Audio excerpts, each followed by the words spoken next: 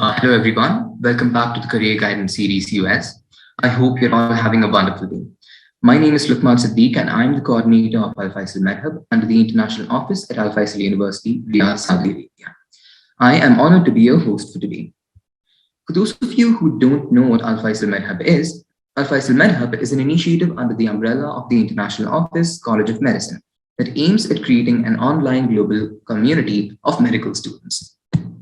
Alfaisal MedHub covers a broad range of topics that are common to medical students all around the world. Our primary objective here at Alfaisal MedHub is to help medical students learn more about the career opportunities available after graduating, as well as the steps involved in pursuing them. As you all are aware, the Career Guidance Series are conducted in partnership with addons. There is no doubt that the USMLEs are a fear among all medical students planning to apply to the United States, as they can be either a make or break for their future careers. Today, we are excited to bring you a new webinar of the Career Guidance Series US titled Nailing the USMLE Step 1, which will be delivered by Dr. Ali Mushtaq. Dr. Ali is a graduate of the 9th batch of the College of Medicine at Alfaisal University, Riyadh, Saudi Arabia. He has designed and taught in the USMLE Step 1 crash course at Alfaisal. He plans to pursue his residency in internal medicine in the United States and wishes to specialize in either cardiology or hematology oncology during his fellowship training. Dr. Ali, you can start whenever you're ready. And before we do, I'd just like to make sure if you would be taking questions during the session or towards the end. So thank you very much for the introduction. I think, it's fine if I don't mind if anyone stops me while I'm explaining the thing, or they can write it up in the chat. And yeah, as I'm going along, just feel free to stop me, because I wanted this to be a sort of a discussion. If I say something you don't understand or you want more guidance, you can stop me right there and then. And, you can ask me a question, or we could leave it at the end. And if you have any questions at the end, I'll give you some time for that as well. Okay, doctor, thank you. So for anyone in the audience, you can just enter your questions in the chat or unmute and ask them, or you can even see them to the end. Yeah. We'll stop sharing our screen. Sure.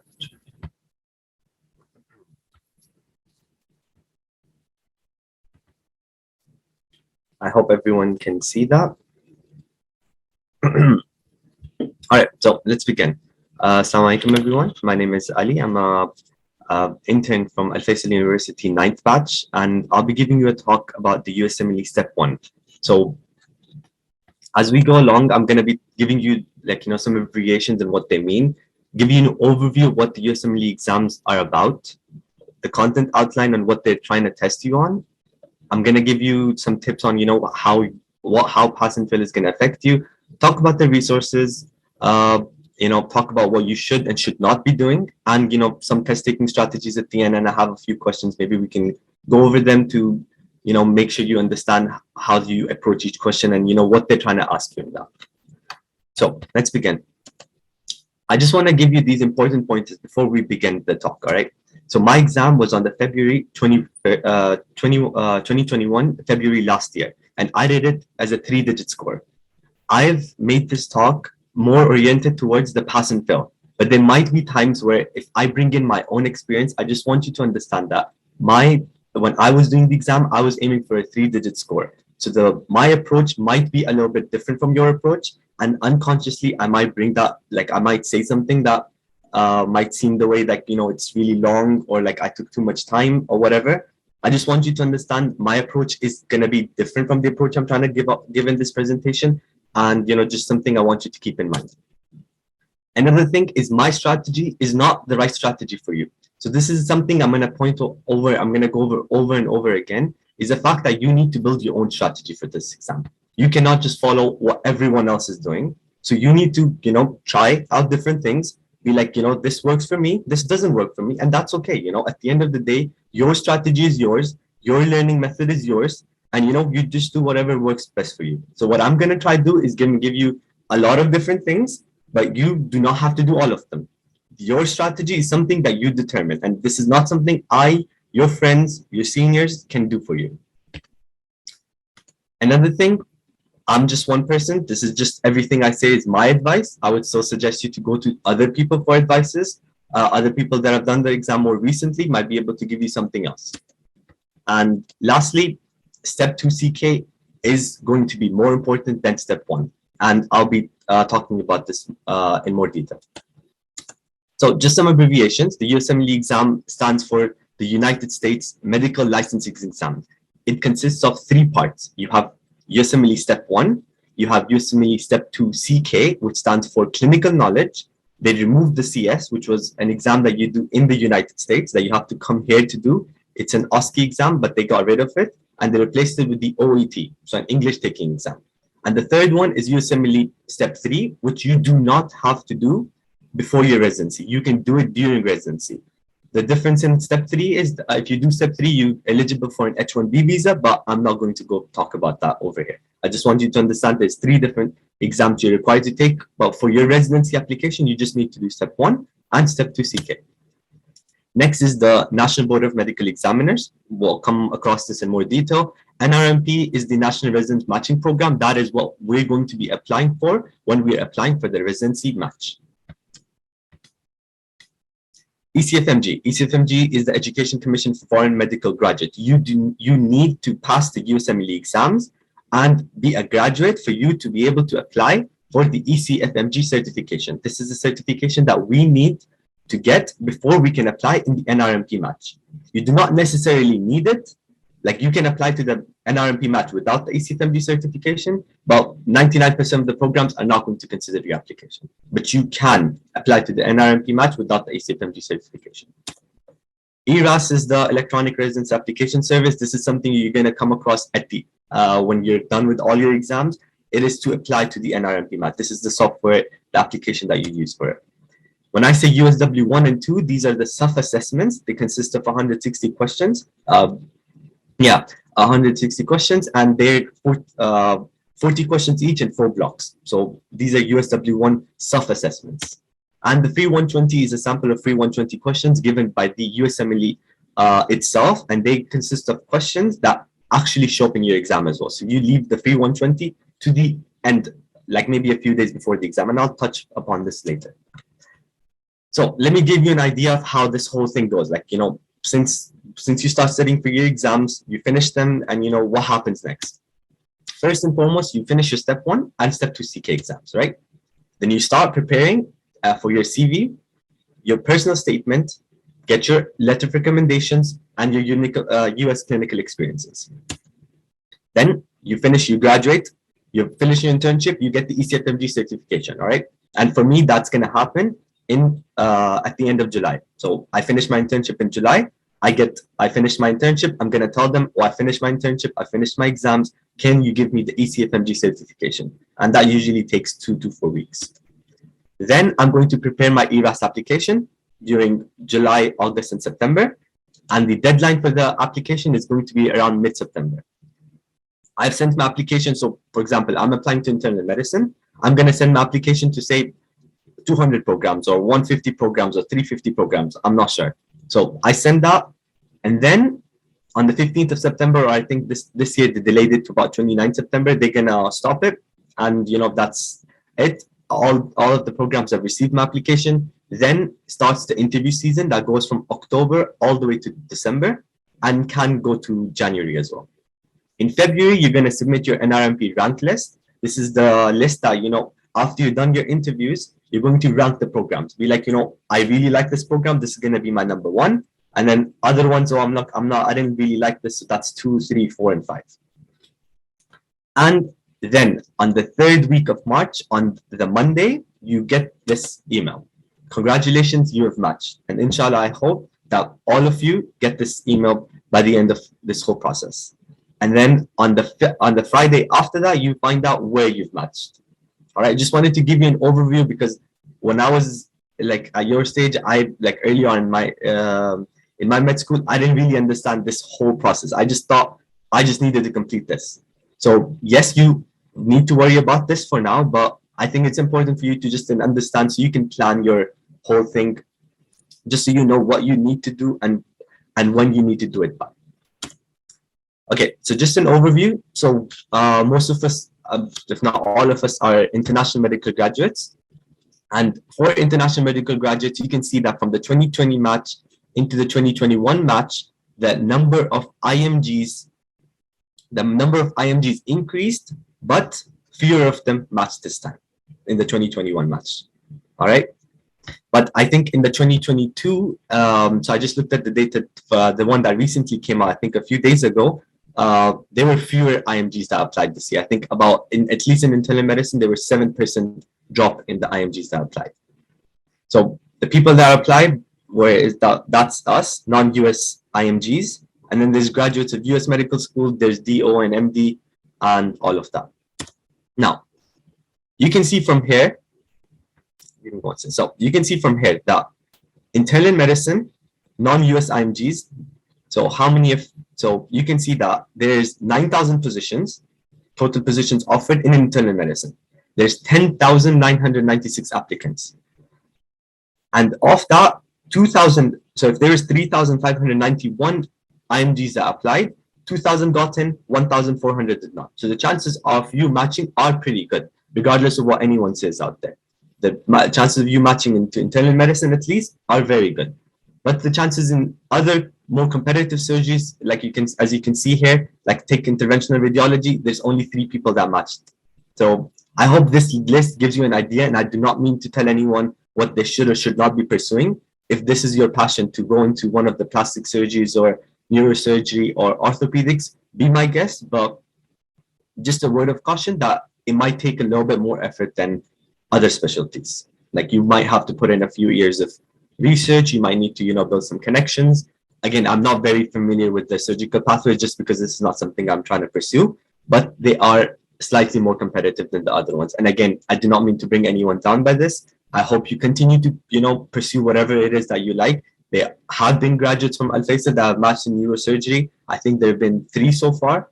So I hope, continue to do whatever you feel is important to you. You do not have to go into any of the other easier fields just because you want to, be like, there's no chance for me. Again, weigh your cons and benefits of each one and make your decision. Okay, so this is I think this was from the 2020 match. I couldn't get the 2021 or the 2022, obviously didn't come out yet, but I couldn't find the 2021 one. So before pass and fail came out, step 1 was the most important thing that for all programs looked at. So this was a quantitative way for them to rank the applicants. They get thousands and thousands of applications. They cannot possibly go over all of them. So what they did, at least back before it became pass and fail, is what they would do is they just have a cutoff. So they'd be like, all applicants below 210, we're not even going to consider the application. Again, this is not something that most programs did, but there are a few programs I've heard about doing this, and I can understand why they did this, just because they get thousands of applications and they cannot possibly go over all of them. Now, MSPE is not something I think is very important for us, at least as international medical graduates. I'm not sure that this is something that's going to be weighed in heavily for us, at least. It is really important for US graduates.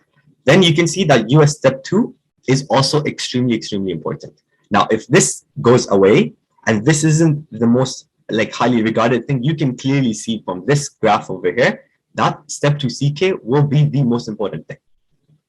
All right, so this is why your emphasis in scoring well in your Step 2 is something you need to go and do.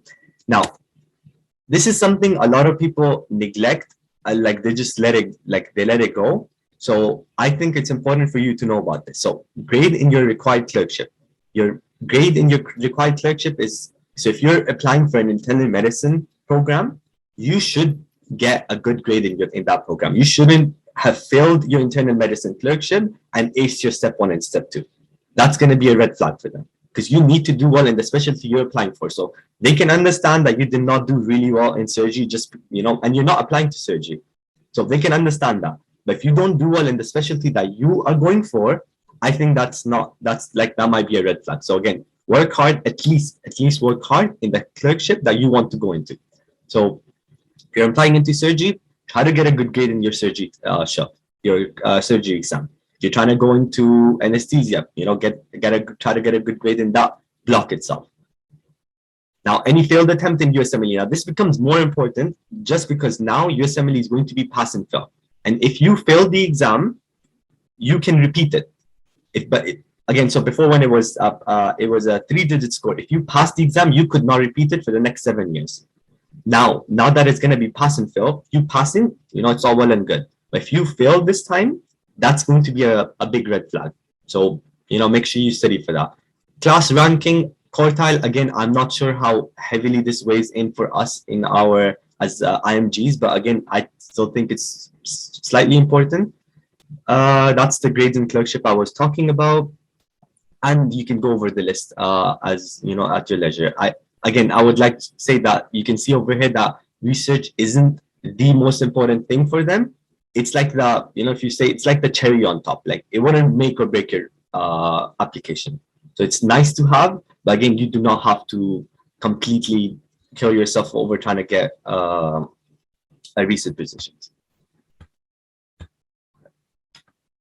Now, what is the USMLE Step 1 trying to test you on? They're going to test you on the basic concepts, right? They're going to want you to understand how the most basic foundation of the in medicine. So they're not going to test you on your clinical application, like as in sort of, they're not going to test you on your management. They're not going to test you, what tests are you going to order for this patient, or what are you going to be? They're going to test more of a basic type concept. Now, to give you an example of it, they can ask you, so this is an MCQ exam. I'm sure all of you are aware of that. Now, they can ask you to apply basic science principles. They can give you gross and microscopic pathological pictures, and they can give you graphic or tabular information. So let me show you how that is. They could give you a picture like this. They could give you a question like this with arrows going up and down. And this is most commonly asked about in shock. But they can ask this in any physiological concept. So it's important for you to understand the concept for you to be able to answer if something increases or decreases. They could give you a picture like this, like a picture of a liver, and they can ask you, what is going on here? They could give you a microscopic picture like this with a gram stain. Be like, what is this? Or they could give you one of these flow volume loops, or tell you how does this change with exercise, or how does this change, how does venous return and right atrial pressure change with different activities or different, blood loss or whatever it might be. Again, they get these complicated graphs out there, and they're essentially testing if you understand the concept. So as long as you understand the concept, you should be able to solve these graphs. Another question. MSPE stands for, it's a letter from the dean, and that essentially tells the programs at least. So I'm answering the question. Someone asked, what does MSPE stand for? So MSPE, again, is a letter from the dean that talks about the student himself. Be like, how is the student as a person? How is the student been performing? How is this, does he have any professionalism? Is there anything that he's done that we need to take note of? Has there been any, has he done some act that, might go against the principles? So essentially, it's like a whole document. I'm not exactly sure about the details of it. This is just what I read before, but from what I know, it's not the most important thing, at least for us as IMGs. We just shouldn't have any red flags in the MSPE. It should be like a good MSPE, but I don't think it's the most important thing from us. Again, this is from what I know. Okay. Now your USMLE exam, I've talked about, what they're trying to test. Again, it's divided into 60-minute blocks given over an 8-hour session. So you're gonna go into the morning at 7:30. You're gonna, put your stuff and everything. Exam's gonna start at 8 o'clock. You have a 1-hour break time if you skip the tutorial. I'll talk about that later. And then you're going to have 7 blocks of questions. Each block is 60 minutes with 40 questions each block. All right, so it's an extremely long exam. And it can get, really tiring at times.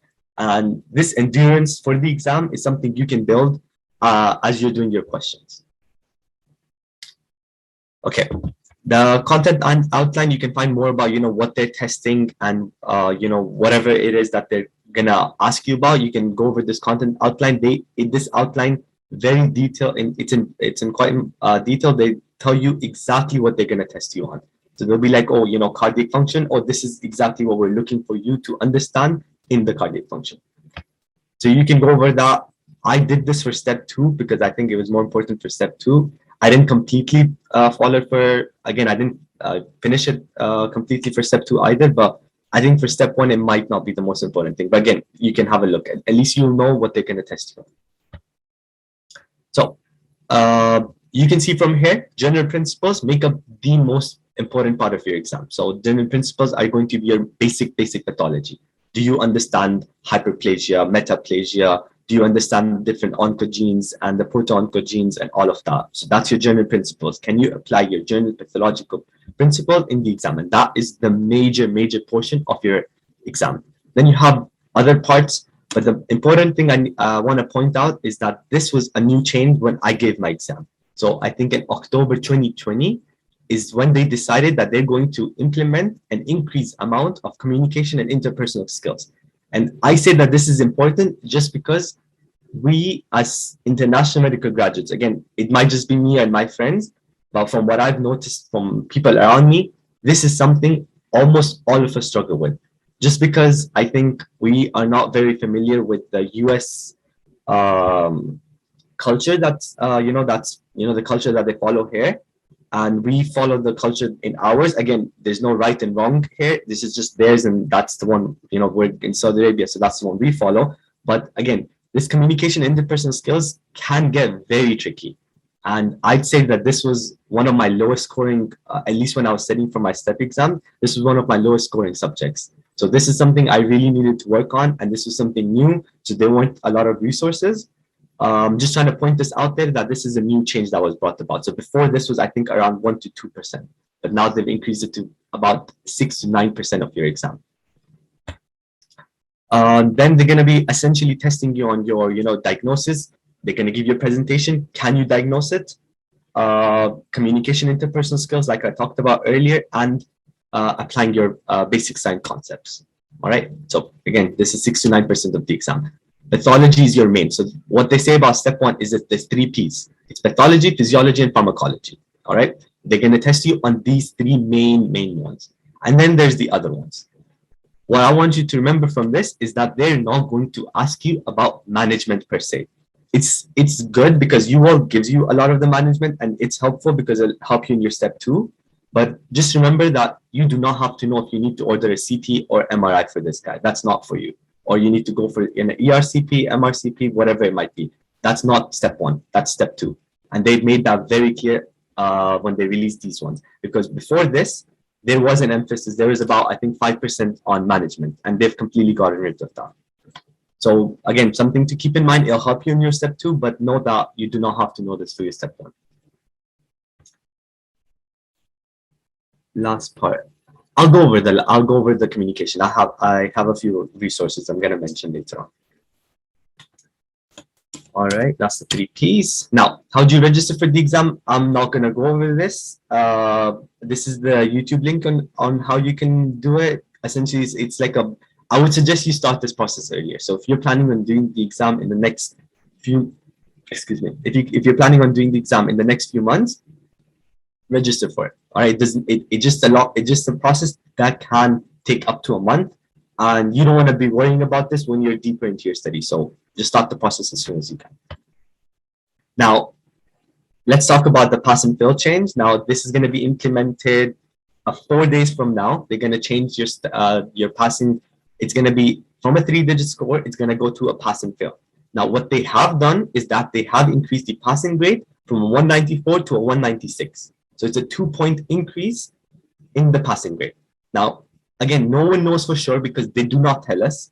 But from my reading and my research, it's an estimate, but I think this equals to about, don't quote me on this, about 65 to 70% of your, so you need to get about 65% questions right for you to be able to get a score around this. Again, this is just from my reading, what I could put down from all my research, but again, that's an estimate. So you need to get about 65 to 70% questions right for you to pass your exam, like just pass your exam. Again, don't quote me on that. All right, so inshallah, when you guys do your exam, this is the kind of result that you get, that you have passed your exam after the 26th of January.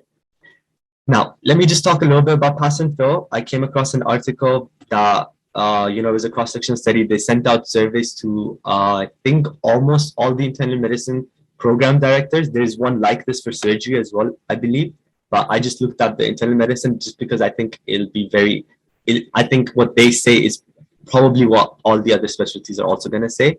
So what they said is that after reading this article, this is what was the most important thing.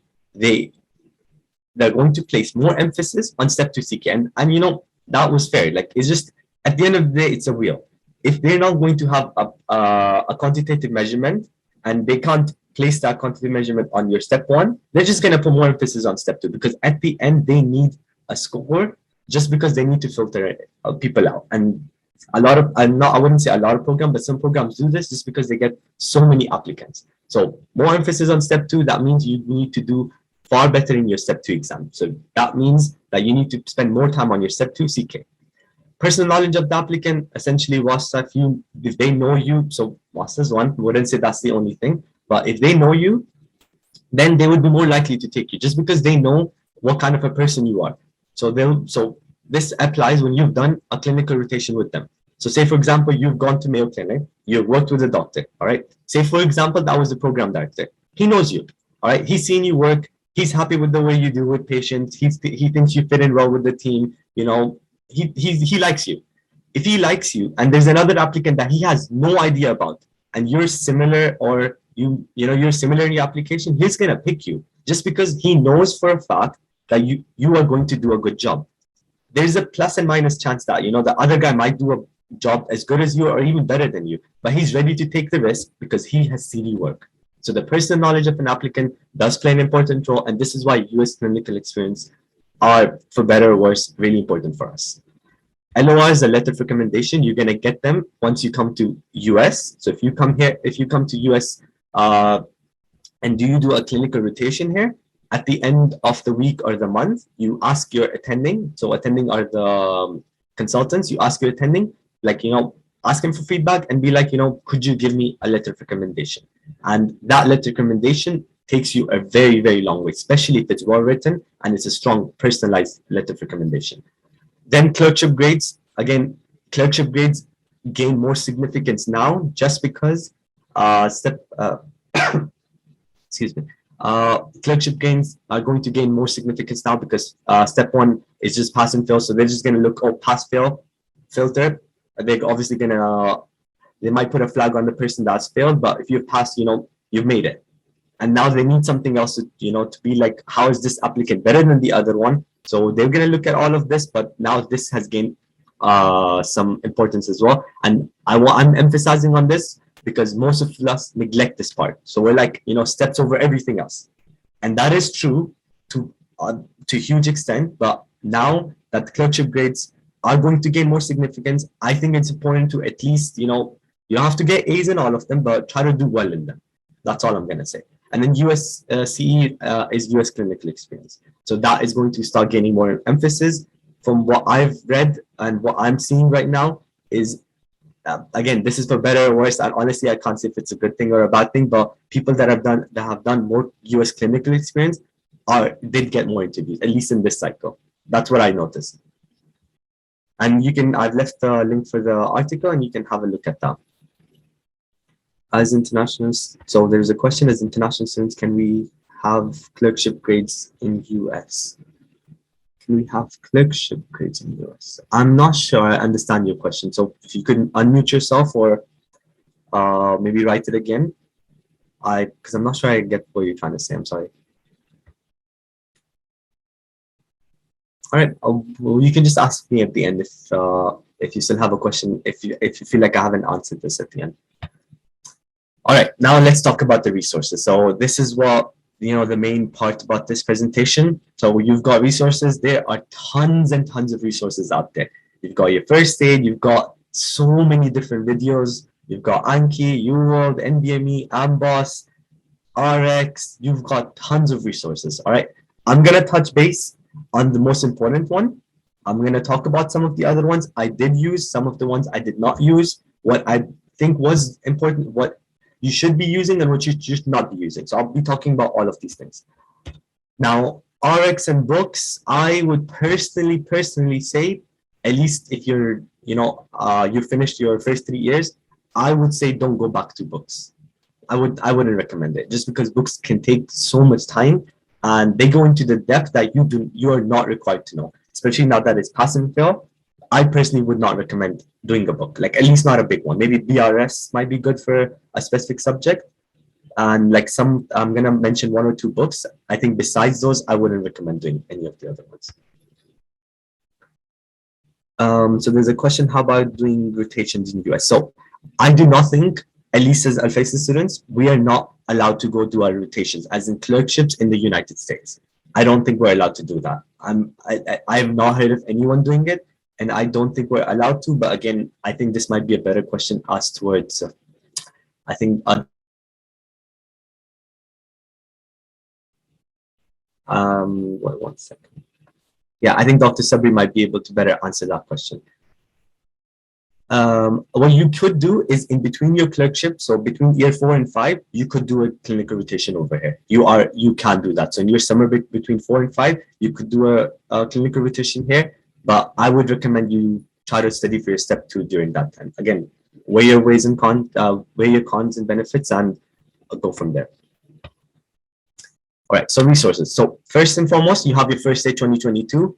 Now this resource, for most people, I would say 99% of the people, this is what they're going to use for the exam. And this is an extremely important resource. Now I'll tell you what it is and what it's not, all right? So this is a review book. You're not going to get explanations in this book. So there'll be sometimes that they'll write some small one-liner, telling, this is what it means, but they will not go into depth. So what this book is not, this is not a comprehensive book. So if you have not covered the topic, or if you are not using another comprehensive resource, you will not understand what they're talking about. So they'll just give you facts after facts. They'll tell you, oh, this is this, this is this, this is this, this is this. All right. Now, can you remember all of that if you've not understood the concept, and if you have not, you cannot just plain memorize all these facts, like it's because that's what it is. It's just a compilation of facts, and you cannot just plain memorize all of them. You need to understand them. You need another resource, more likely than not, and you need the knowledge of your first 3 years, at least the first 2 years, and you can use it along your blocks in 3rd year. So it's just high yield facts, all right? So you're not gonna be able to remember everything in it. You need to understand more than trying to memorize, all right? And I say this because this is something that we all end up doing. We all just, we're like, I'll just memorize this. If it comes in the exam, I'm gonna use my memorization skills, and I'll answer the question. But that's not what the exam is gonna test you on. Yes, there'll be a few questions that will be very direct and be like, what is the pathophysiology? And you remember this sentence written in the USMLE USMLE Step 1 book, and you're like, oh, this is the answer. But most often, this is not gonna happen. They're gonna test you, and they're going to test you in a way that requires you to understand rather than memorize. So this is why I say, do not try to memorize the book. Even at the end, you are scoring 260s or 270s in your NBMEs, you will still not be able to remember all the facts in the book. And that's okay. So this is something you need to understand. You do not have to try to memorize the book. You do not have to know everything inside the book.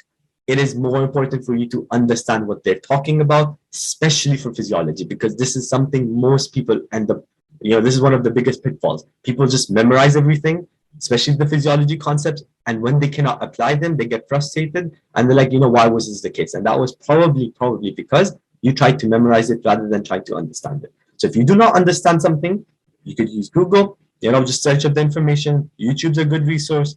Amboss, I personally did not use UpToDate just because how lengthy it can get and how deep it can go into. I would say Amboss is a great resource, especially the knowledge hub. So I would recommend using that. And obviously you could complement it with the videos. The mnemonics are amazing, but this is something to understand. You do not have to try to know all the mnemonics. So don't memorize the mnemonics just because they're in the book. Because sometimes the mnemonic take you away from the understanding and make you memorize. And that is why I tell people, the mnemonics are amazing, they're great, but don't memorize all of them, don't know all of them, just because sometimes they take you away from the understanding part. And I'd say the one time I remember this was, I think, in the adrenal one. There's an adrenal physiology, 21 alpha hydroxylase and the 17 alpha hydroxylase and all of that. If you use the mnemonic, I 100% believe that it takes you away from the understanding. So again, this was just my experience. Know the mnemonics, they're really nice, but don't try to memorize all of them if that takes you away from the understanding at least. All right, I have a few questions. As an IMG after finishing internship here, how to go about having rotations and good collections grades in 6 months versus.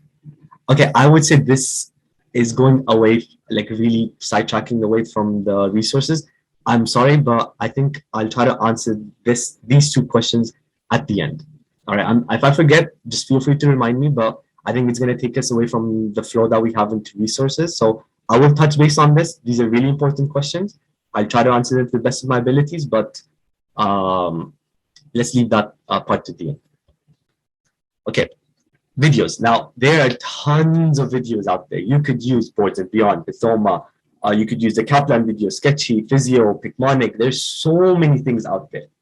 What I would recommend is you need to pick between one of them. All right, first and foremost, decide if you even want to use videos. If you have a very good foundation from your first 3 years, you might not need to use videos at all, by the way. Because if you feel like, videos are going to give me this one fact that might not be given in other resources, or like first aid might not have this, forget about it. If first aid and other resources are not covering it and UWorld doesn't have it, then that's probably not important. So if you feel like, oh, you need to, because that was the reason I say this, is because that was my thinking. I'm like, I need to do all these things just because I do not want to miss this one minute detail that might get tested in my exam, which might be present in these resources. And that is the wrong thinking. Because if a concept is not repeated multiple times in different resources, that's probably not an important concept. Okay, so you need to decide if you want to use Boards and Beyond and Pithoma. Now, I would say Pithoma builds an excellent foundation. All right, it builds an amazing foundation. He takes you by the hand, and he takes you up the stairs and he tells you, this is this, this is that, and he builds a very, very solid foundation. But he does not go beyond that. Like, he will not go into depth. Boards and Beyond has good foundation. I'm not going to say it's bad, but it covers almost everything you need to know about the topic. Pithoma does not do that. All right, so this is a big difference between the two resources. Again, you need to pick one of them. I would not suggest trying to do both of them. Sketchy is an amazing resource. I would want every single one of you to at least try Sketchy and see if it works for you. Especially try doing Sketchy Micro. Sketchy Micro is extremely good, and it'll help you in your step 1, step 2, step 3, your rotations, everything. Because it just gives you such a good, it's essentially images, and those images really stick with you. And whenever you want to try to remember the bug, you just pop that image in your mind, and you know everything about the bug. So Sketchy Micro at least was an amazing resource. Try it. If you did not like it, then just leave it. Any resource that you do not like or you do not think is compatible with you, leave it. You do not have to follow what everyone else is trying to do. So this is the most important thing I'm trying to get at. So Sketchy Micro is an excellent resource. Sketchy Pharma is not something I personally use, but I've heard a lot of people say good things about it. And then there's Sketchy Pathology, and it goes into the whole pathology for it.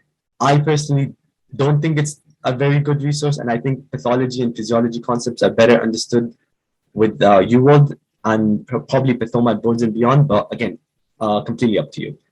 Physio is another great resource. I've personally not used it, but I've heard really good things about Physio. So maybe you could try give it a shot. And Picmonic is essentially like Sketchy. So again, pick one of them. Do not try to do both of them.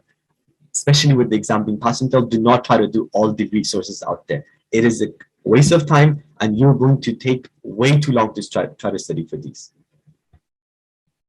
If I choose Pithoma, what other resource can I use for physiology? So if you choose to go with Pithoma, physiology, I would think Boards and Beyond covers physiology really well. Or you could give physio a shot. I've heard really good things about physio, especially from students in the US. They really like physio.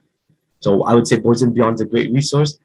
If you're really into books, I've tried giving BRS a shot. It was nice, but I think videos keep, at least for me, they keep me more engaged. So I preferred the videos. And almost everything that that you covering in your videos over here is going to be repeated in your world as well. So don't worry about, if you don't completely understand one concept in here, there's a very good chance it's going to be covered in U world. And if it's covered in U world, then that's probably an important concept.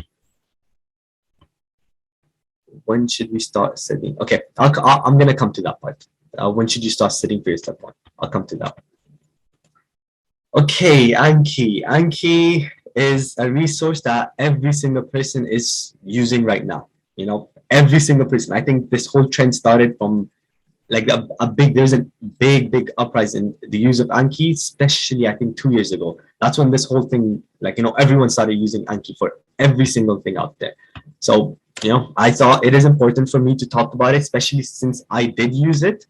And again, just because I used it, so a lot of people used it, does not mean that you have to use it. You do not have to get on this bandwagon of using Anki. And I say this because I know people that are using it just because everyone else is using it. It doesn't even fit their schedule. It doesn't fit their schedule. They cannot keep up with the reviews. They don't like the resource. They do not want to be on their screen all the time and like on their phones trying to solve Anki. If something doesn't work for you, then this is something I'm going to keep saying over and over again. Do not use something that doesn't work for you. Give it a shot, give it some time. But if you think it's not working for you, that's it. You don't have to follow what everyone else is doing. So do not get on the bandwagon, and do what everyone else is doing. Follow what you think is best for you. So there's a question on how much time does it take to memorize high-yield facts. Now, this is very variable for person to person, all right? And I'd say Anki really helps with the facts. So this is what Anki does. Anki helps you memorize. It is an extremely good source to make you memorize concepts. You can learn so many different concepts in such little time. And Anki is amazing at that. But the problem with Anki is the fact that the thing with Anki, what happens is we tend to memorize all these facts out there and we learn every single fact. You do the Anki deck. I think it's 32,000 cards. You've memorized everything. Say, for example, you know everything in that. You come to a question and you get it wrong. And you're like, why did I get it wrong? I knew this concept. I knew all the facts about it. So why did I get this question wrong? And then this is where you need to understand is that you were just memorizing and you were not making associations. You were not understanding the information. So this is the problem with Anki. I really like using Anki, but I want you to keep in mind that Anki will make you memorize facts, and sometimes that can take you away from the understanding. So you just be like, oh, okay, this means this, next. And did you really understand why this meant that? Or did you just plain memorize it? So this is the downfall of Anki. And it's important for you to understand this. And I say it's important for you to understand this. So you keep in mind that, yes, I'm doing Anki to learn facts. And it is extremely important for you to know facts, by the way. I do not mean to say that, just understand everything and, you don't need to know facts. For you to understand, you do need at least to an extent, you need to memorize certain things. But keep in mind that Anki will not help you with understanding. And I say this because earlier on in my studying, I used to spend hours on Anki, 6 hours, 8 hours on Anki. And I think I could have better spent that time doing questions. So this is where I'm telling you, Anki is a really good resource, but maybe especially for you, now that it's pass and fail, I would not try to do the whole thing, especially not 30,000 cards. Okay, not more than 2 to 4 hours. I would suggest if you can even do it in less, go ahead and do it. Use it the way you want to use it, all right? What I would suggest doing is you download the Anki deck, download the 32,000 cards, and you unsuspend as you go along. So what I mean is you download the 32,000 cards, suspend them. So when you suspend them, when you go on your deck, you're not going to see anything. What you should start doing is as you're reviewing your concepts, so say, for example, you started with cardiology, okay? You're doing your cardiology. You did the embryology, you think you understood it. You did the physiology, you think you understood it. But there's some equations that you were like, I'm not sure I know them really well. Let me try to memorize them, okay? This is something you need to memorize, okay? And that's fair. What I would do is I'd go on Anki, and I'd search for these equations and I'd unsuspend them. And that's it. I will not unsuspend all of the embryology that I did, that I understood, and all of the physiology that I did and understood. I will just unsuspend the topic I know I need to memorize. And this is the strategy I followed for my step 2. And I'm telling you this because I think this is much better for you to do than trying to do all of the flashcards, all the 32,000 cards. So do it for the topics you're weak at. So there's, I'm not sure if you know this, there's neurocutaneous disorders in the neuro section. And that's a very heavy topic. And it's extremely difficult to memorize, honestly. And I'm not going to deny it's extremely difficult to memorize. So I would use Anki for that. I think there's 80 cards for it. I would go and unsuspend. If not 80 of them, I'll unsuspend 40, 50 of them. And those are the cards I want to do. And that's it for the neuro section in that. For all of the neuro section, if I think I know most of the things and that's the thing I'm weak at, that's it. Okay, do it for the things you are weak at. Do not try to do flashcards for everything. And I say this because you're going to get boggled down in the reviews and you're not going to have time for the things that are more important, which I would say are questions. Questions, if you have to pick questions and Anki, questions are much better just because they help you build association, whereas Anki does not help you with that. And if you end up making your own flashcards, maybe for your UWorld incorrects or, for topics you're weak at and you thought, this card's not really well made in the deck, like the pre-made deck, if you make flashcards, please review them because you spent time making that card and this card is oriented towards you. So if you are going to use Anki, make sure you review your flashcards. All right. I think it's not helpful if you're just gonna do Anki for like 2 days a week and be like, oh, I'll just let the reviews build up and I'll do it next week, like if I have time. That's not how it works. You have to do Anki every single day. And that is the commitment that you need to put in with Anki at least. And if you do plan on using it, I would really suggest that you learn how it functions because there's so many things that you can play around with and make it very, very customized to your liking. And I would really suggest you do that. So if you're planning on using Anki properly, religiously, I would really say you learn how it functions. And I think I put the link for the Anki videos. I would suggest you go over them. I use Lightyear. Lightyear is a deck I used. Again, this was like something I think I'm the only guy that used Lightyear. Because when I downloaded the deck, I started using Lightyears. I'm like, this is based on Boards and Beyond. At that time, Anki did not have the Boards and Beyond tags. So I'm like, Lightyear all the way. I used it. I think up to 3,000 cards. And then Anki came out and I was like, you know what, whatever. I'm just going to continue doing Lightyears. And that's what I did. Again, I finished it, but you need to keep in mind, I did the exam when it was a 3-digit score. I would not suggest doing the whole thing. Now, give me 1 second. Okay, so for the Anki add-ons, you can go over the Anki web shared add-ons for 2.1. You're going to get tons and tons of add-ons. And this can get really, really tricky because you don't know what works for you. So I put in the add-ons I downloaded and the ones I'm currently using. And I would suggest you get the ones I've highlighted. Again, if you want to know more about these add-ons, just go on this website and you can read what each add-on does and what each add-on is for and everything about it. You absolutely need this hierarchical tags too. You absolutely need this. The others are, for you if you want them, take them. It really depends on you, but you absolutely need this one. Again, I would suggest you get the ones I've highlighted and, just spend some time, maybe a few minutes and go over the different add-ons and you can download the ones that you really like.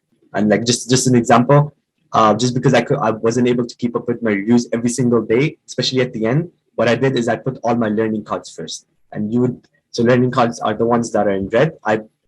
Usually when you're reviewing, you get your mature cards first. I did not want that. So I downloaded this add-on that gives me the learning cards first. So again, this is what I mean by Anki. Anki can be extremely, extremely customized to your liking. This is why I spend some time and understand how Anki works. I've also shared my intervals. I'm not sure how useful this is going to be. Again, the reason I did this is my intervals. I did this is I want to tell you that if you understand what these things are talking about, you can customize it to your liking. And, you can be like, if the learning steps are, you can make them into 10 minutes one day, or you could just right away go to 1 day and 3 day. Again, all of this will make more sense if you try to understand the algorithm behind Anki and how Anki works. And I would really suggest, if you plan on using it properly, I would suggest that you learn how it functions. All right, next, UWorld. Now, UWorld is the most important resource that you're going to use. All right, if you have to pick one resource out of everything I've talked about, UWorld is the best resource. And the reason I say this is because UWorld allows you to build association, links different concepts together, and explains each and every single answer choice. So it's got 3,600 questions. So if you do a block a day, it's going to take you 90 days. I think they might have increased it a little bit more now. I think it might be around 3,700 or 800. But so it'll take you about 3 months if you do a block a day, every single day. And a block is 40 questions. It's a learning tool, not an assessment tool. So I say this because a lot of the times you're going to do a block, and if you do not score well, you're gonna be like, man, what have I been studying for? You know? So you need to understand this UL is a learning tool, not an assessment tool. You are trying to learn from the different things that they're trying to explain. You are not trying to assess yourself. For assessment, you have your USW 1 and 2 and your NBMEs. So there is very, very little correlation between how you're scoring in your UL and your marks, all right, and your NBMEs. If you learn the concepts that are there in UL, that is the most important thing. That is what you need to say. That is what you need to take away from UL. You are not trying to assess yourself, at least not in UL. So take your time to understand the explanations. All right. So this is an important thing. A lot of the time we do a block, we do 40 questions. We're just going over the mistakes. So in the 40 questions, say I got 10 mistakes. So I'm just going to go over the 10 mistakes and I'm going to go do the next block. No, you do every single question. You review your correct and you review your mistake. Understand if you answered the choice correctly for the right reasons or the wrong reasons. All right. You need to really make sure that you're answering the questions for the right reasons and not just because it was a fluke. All right. So make sure you review your correct and incorrects. Go at your own pace. Start with 40 questions, build up your way to 80. Maybe you might even be able to do 3 blocks a day. Personally, I couldn't do that, but I would not suggest you try to do 40 questions a day. I would suggest you go more than that and maybe at least do 60 a day, just because step 2 has more emphasis than step 1. But do not neglect step 1, just because the foundation that you build in step 1 is very important for your step 2 as well. So keep track of your weaknesses, right to wrong. So what I mean by this is that once you're done solving the 40 questions, at the end of that, you can go and see if you have changed. So I spent 50 minutes, I've solved all the 40 questions, all right? I have 10 minutes left. I'm reviewing my answer choices, okay? I go to question 1, I'm like, no, I'm going to change it from A to B. And I do this for like a couple of questions that are flagged. At the end, what I want you to start doing is keep track of this. When you finish your block, you can go into your world and you can see how many times you have changed your answer from right to wrong or wrong to right. And I want you to keep track of that.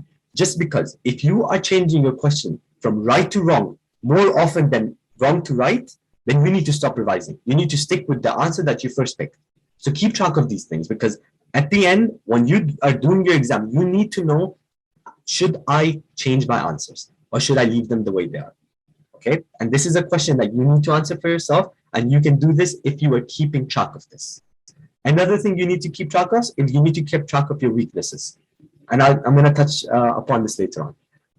And also understand that if there's topics that are repeated multiple times, those are topics that are high yield. Those are the topics that are also very likely to show up in your exam. So if they keep bringing myasthenia gravis from different angles, they're asking you pharmacology one time, they're asking you physiology the other time, the pathophysiology the other time, you need to know that, myasthenia gravis is an important topic.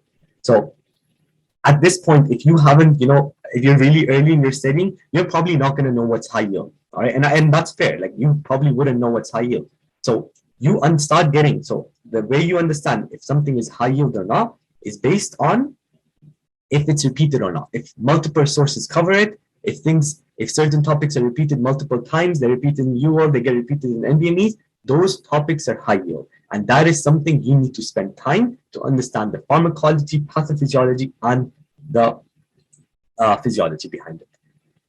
Categorize questions as hard, moderate, and easy. Again, I'm not sure if that's very useful for you. At least the reason I say this is that you spend more time on questions that are difficult and you spend very little time on questions that are easy.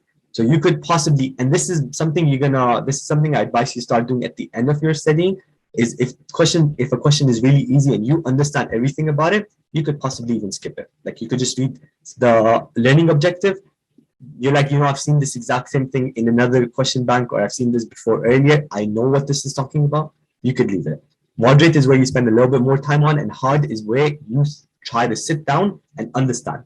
There's questions I spent an hour on, like one question, I just sat down. I did not know what they were talking about. So I went and, did my research, try to make sure I understand the concept. And that took me an hour. That's okay, just because this whole exam is about you making your understanding, you building your understanding. Flagging questions. The reason I put this here is because at the end, once you're done with your UL, you could decide to, do another pass, and you might just do another pass of your incorrects or your flags. Again, I'm not exactly sure if this is something you would want to do, especially with the exam being pass and fail.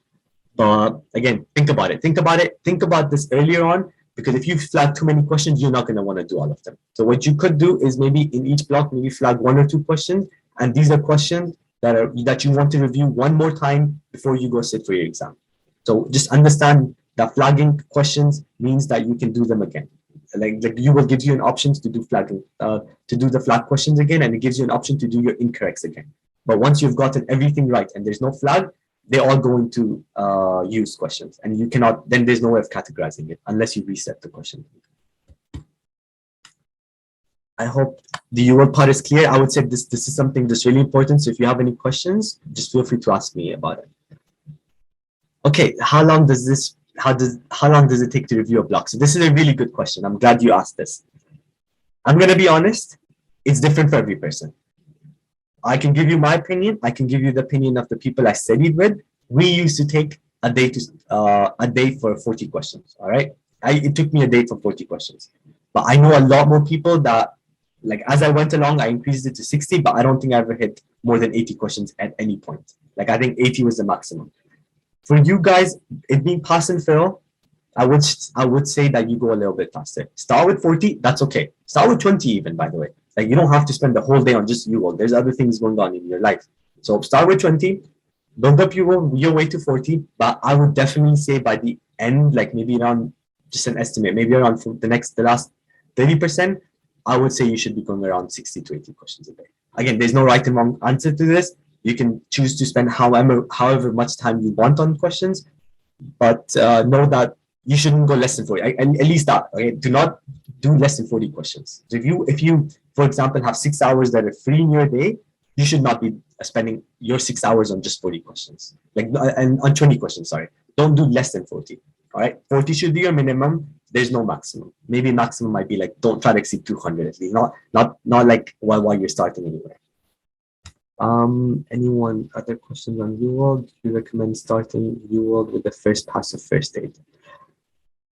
This is a good question. I would say not that the exam is pass and fail, and if you have done your first aid pass properly, and I mean like not 50 pages a day, like you've actually sat down and done a few pages and at least try to understand what this is. You don't have to know everything in your first pass, by the way. There's no way you will know everything in your first pass. There is no way you will know everything even before the exam. Okay, so I would suggest you finish your first pass of first aid, and then you start doing UL. Another thing I recommended a lot of people, and I would say it's a really good thing, is after your first. So, for example, if you've done your cardiology, you started with the system, you finished your cardiology. You're like, you know what? I've read first aid. I watched the videos for topics I needed to watch in. I think I'm good with cardiology. I want to move on to the next block. What I would suggest you do is, instead of using UL, just because we have a subscription for Ambos, I would say spend a day or two and do a few questions for that topic, just so you know what is the topics that are focused on in the exam. So let's say this. I finished my cardiology. All right, I'm going to move on to endocrinology. I finished my cardiology now. I'm going to take 1 or 2 days. I'm going to go on Ambos and I'm going to select only the cardiology questions, take out the 5 hammer questions, don't do them. And I'm going to try to solve maybe, 80, 100, 120 questions, whatever it is, in 1 or 2 days. And those questions will tell me, do I really know the things in cardiology? And it'll also tell me, like, cardiomyopathy is a very, very highly tested topic. Do I really know cardiomyopathy well enough? So that's why I would suggest you try to do that instead of trying to rush through your first pass and then do UL right after you finish your first pass. I would really suggest first, during your first pass, spend a day, spend 2 days, do a few questions from Ambos, do a few questions from other resources. If you have RX subscription, do it from that. And just so you get an idea of the topic. And don't spend more than that. Don't spend more than 2 days on it. The questions are to give you an idea. When do you suggest you start UL? I hope I've answered that question. the block in one system or mix. So if you mean, Rana, if you mean the block in, like, as in, if I'm doing amboss, I would suggest, oh, okay, if you mean if I should do system-wise or random, I'm going to touch this later on. I'm going to talk about this later. Would you recommend using UWorld as a primary resource for studying and videos as a supplementary resource? Yeah, honestly, UWorld's a great resource, honestly. And you know what the best thing about UWorld is, it takes you for every single question. It takes you from the start, what the disease is about, and then it takes you all the way to the end on what the question was asking about. So if it was a pharmacology question on myasthenia gravis, they would spend 1 or 2 lines explaining what myasthenia gravis actually is. So when you start any question in UWorld, you have it builds a base for you. But personally, I do not think that this should be the first resource you start with. I don't think so. It's just my personal opinion. I think you should be using videos as your videos or first aid. And once you're done with at least the first time of those, then you use UWorld. And again, UWorld is something you're going to keep learning from. Every single time I do a question from UWorld, I learn something new. Just because there's so much information in that, and there's so many ways that they can test this on. This UWorld is an amazing resource. And every time I do a question, I just learn something new. So there's never a time, I don't aim to memorize everything in UWorld, just because you cannot. You will, every time you see a question in UWorld, you're going to see something new. So just to answer your question, personally, by my, with how I feel, I don't think it should be a resource you should use at the very beginning. I would say at least try to, read the topic before you jump into UWorld. All right, I hope that was clear. You're welcome. When using Amboss, would you select only? Yeah, I would only select step 1 questions. Do not try to do step 2 or supplement or the supplementary questions. I would just use step 1 questions. That's it. I'm going to talk about Amboss in the next few slides anyway. I hope the UWorld part is clear. I really want you to understand that. If you have any questions in UWorld, I don't mind spending time on it, just because of how good of a resource this is. And it is a resource that we tend to use later on, so most of us don't know what it is and what it is about. So if you have any questions, just feel free to ask me. Okay, one more question. Yeah, I'll touch on the random and system at the end. Don't worry about it. So NBME, I personally would suggest after 1 round of UWorld, or maybe in the middle of UWorld. So if you've done your first aid, 1 pass, however it was, you've started your UWorld, I would suggest you start testing yourself, possibly from the middle, so at 50% of UWorld or at 100%. I'm not gonna completely say like, oh, you can only do it after you finished UWorld completely, just because that was how I did it, and I just realized that I put it based on my thinking, and I did my exam as a 3-digit score.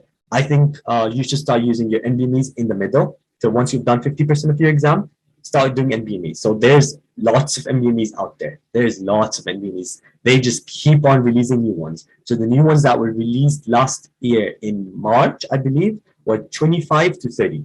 All right, so that's 25, 26, 27, 28, 29, 30. That's 6 NBMEs. You've got your UWorld self-assessment, and that's a lot of self-assessments out there. So I would suggest you don't have to do all of them. If you do plan on doing them, it's really important that you start doing them every week or every other week.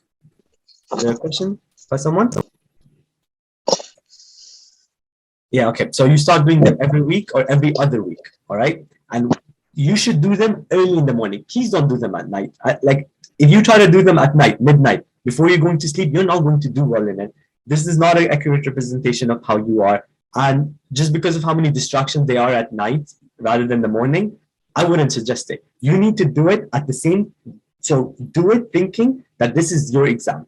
So do it early on, start maybe at 7, 8, 9, try not to go beyond 12 at least, and sit down, make this think about it as an actual exam.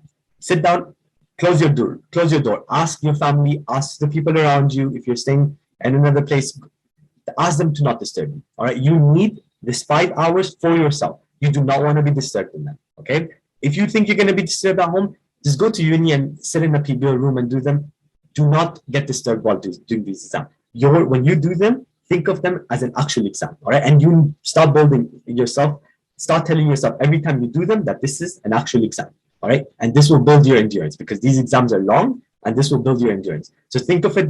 Think of your breaks. So plan your breaks. So after you finish one block, The problem with NDME is there's 4 blocks and there's 50 questions rather than 40 questions. So plan your breaks. After one block, be like, I'm gonna eat this after my first block.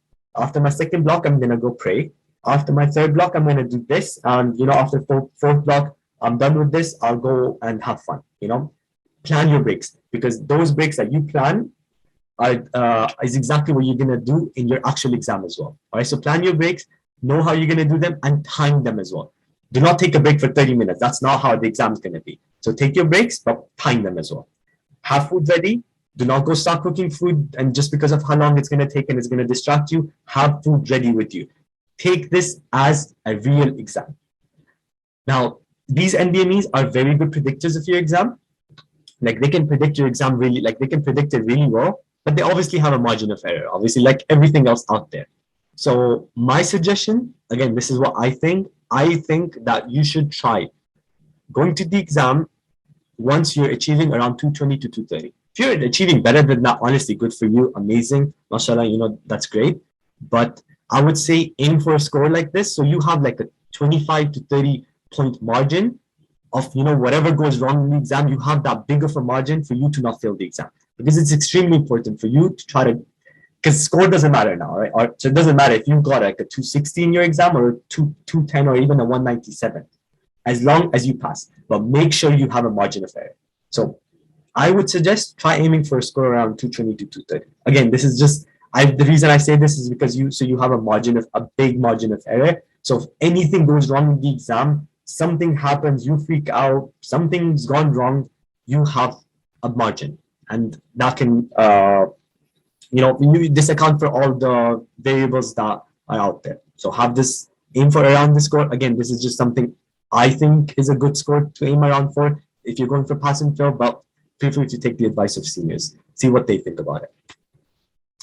Now, the order of self-assessments, again, you do not have to do all of them, especially now that it's pass and fail. You do not have to do all of them. Each one costs about $60, and you might find free ones as well, but again, you don't have to do all of them. This is just like I found this, and I think that this is a really good, if you do plan on doing all of them, this is a really good order for doing them. USW 1 and 2 are going to be, they're going to come with the package of you buying UL.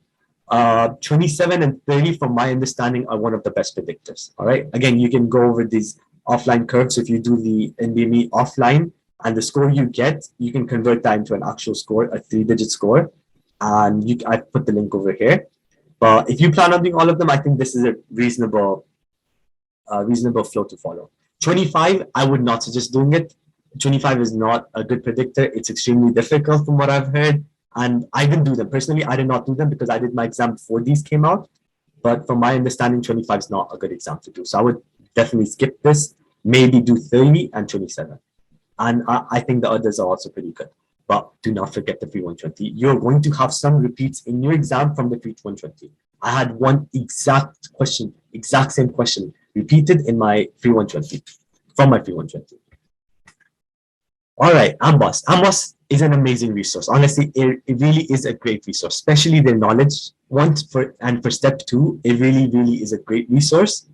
Their questions are amazing, but I would say that the explanations are sometimes too lengthy or not to the point every single time. All right, so I wouldn't say that the explanations are the best.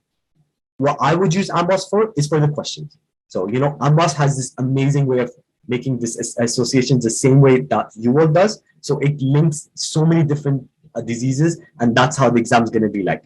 So I'm not sure if you understand this, but in your exam, you're going to get very similar presentations for so many different diseases. So you're going to be asked to differentiate between myasthenia gravis, Lambert-Eaton, what else? A GBS, and you might think you know them, but when the question comes up, you would be struggling in how am I going to differentiate these 3 things? And this is why I say questions are far better than memorization, Anki at the very least, just because Anki will give you, so you will know every single thing about these 3 diseases. You will know all the facts, but can you differentiate these 3 diseases if they're put in the question and as in the answer choices? And that is you're only able to solve that based on doing questions. So questions are better than Anki, but again, Anki can be a great resource, especially if you're trying to pinpoint the facts, certain facts out there. Make sure you use the library. Library really is a great source, especially for your step 2 examinations. Avoid 500. They are way off. Like, I do not know what they're testing there. They're like similar to some of the questions you're going to see in your exam, and not in the sense the exact same question, but the type of bizarreness that you see in these 500 questions. There's sometimes they're really good, well thought out questions, but a lot more of the time they're just way off. And I would just personally avoid 500 questions. I don't think that that's something you need to do, especially if the exam's passing fail. I don't think you need to try doing 500 questions. Maybe even take out 400 questions. And this is what I would say. Someone asked me about, how would you do ethics and communication questions? I would do every single ethics and communication question from Amboss. Amboss is it has really good ethics and communication questions. I think there are about 80 questions. I would suggest doing all of them. Another thing I would suggest you use Amboss for is to target your weak areas.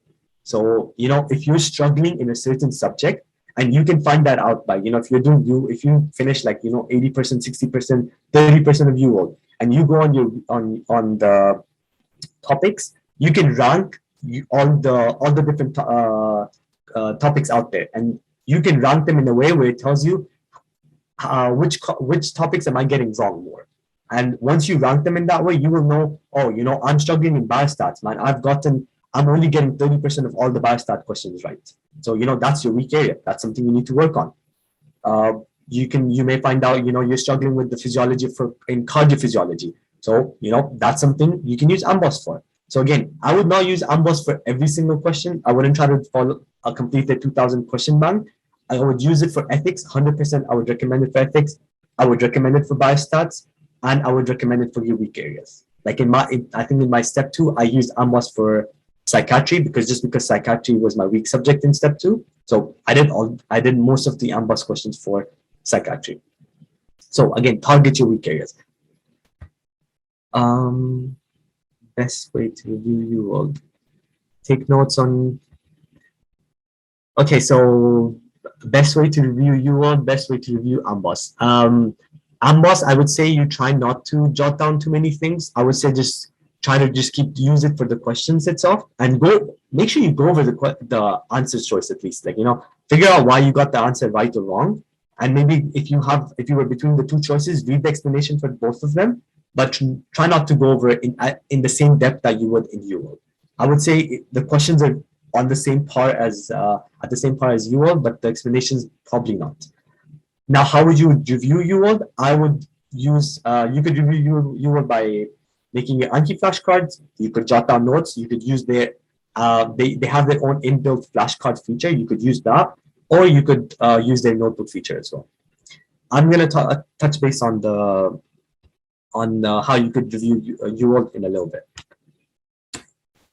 All right, Reddit. Reddit is another really good source, but sometimes there's just people out there that, like, I don't know, for some reason it can get really sad to see some of the posts out there.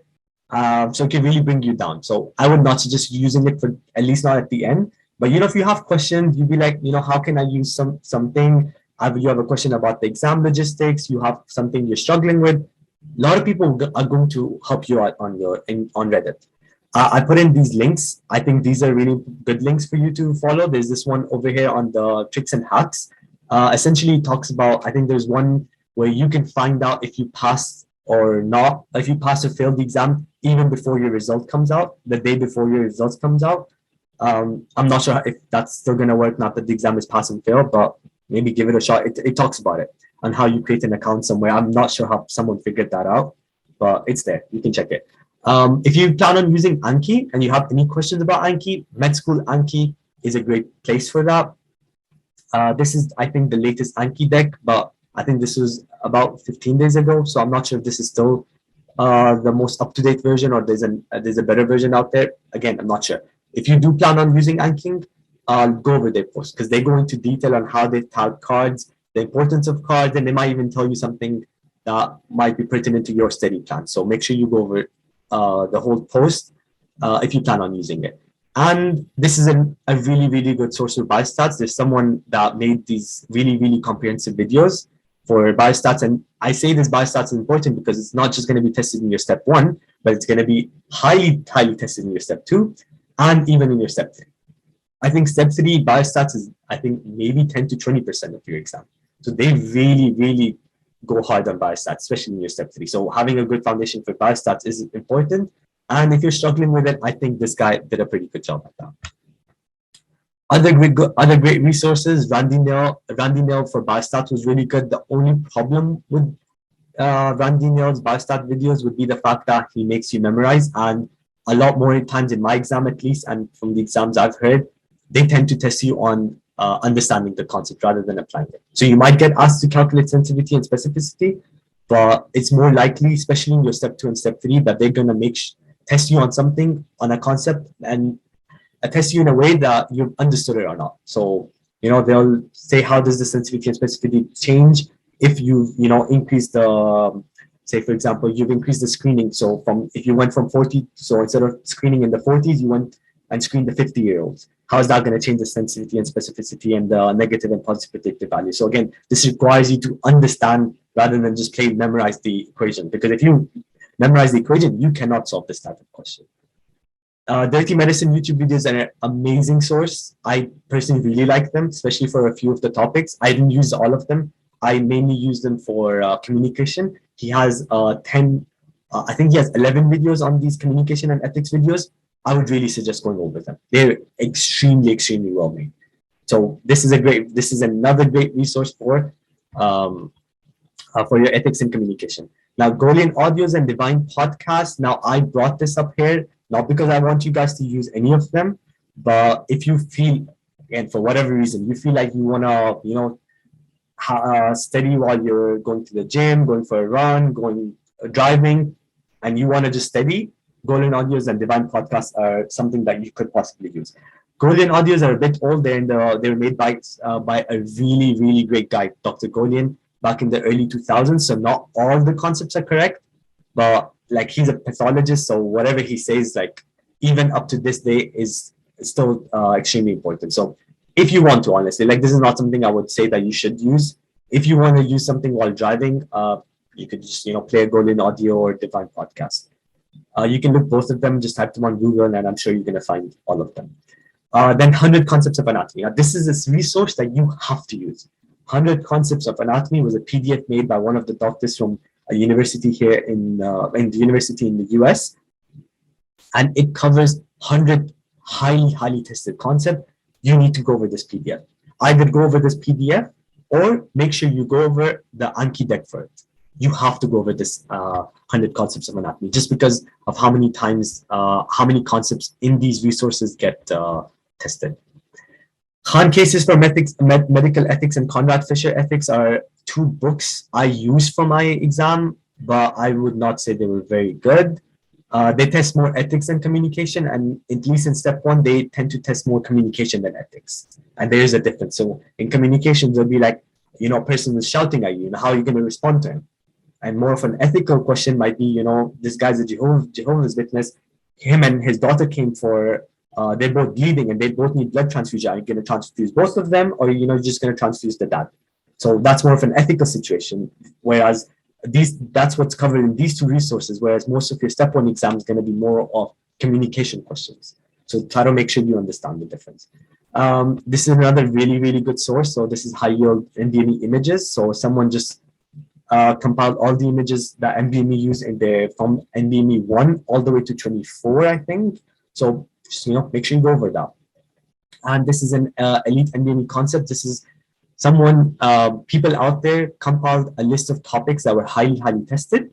And this is just something they came up with, and they've put first aid PDFs in each of the concepts that they've tested. So you could go over that. Again, these are all extra resources. You don't have to use them, except you really, really should be using this 100 Concepts of Anatomy.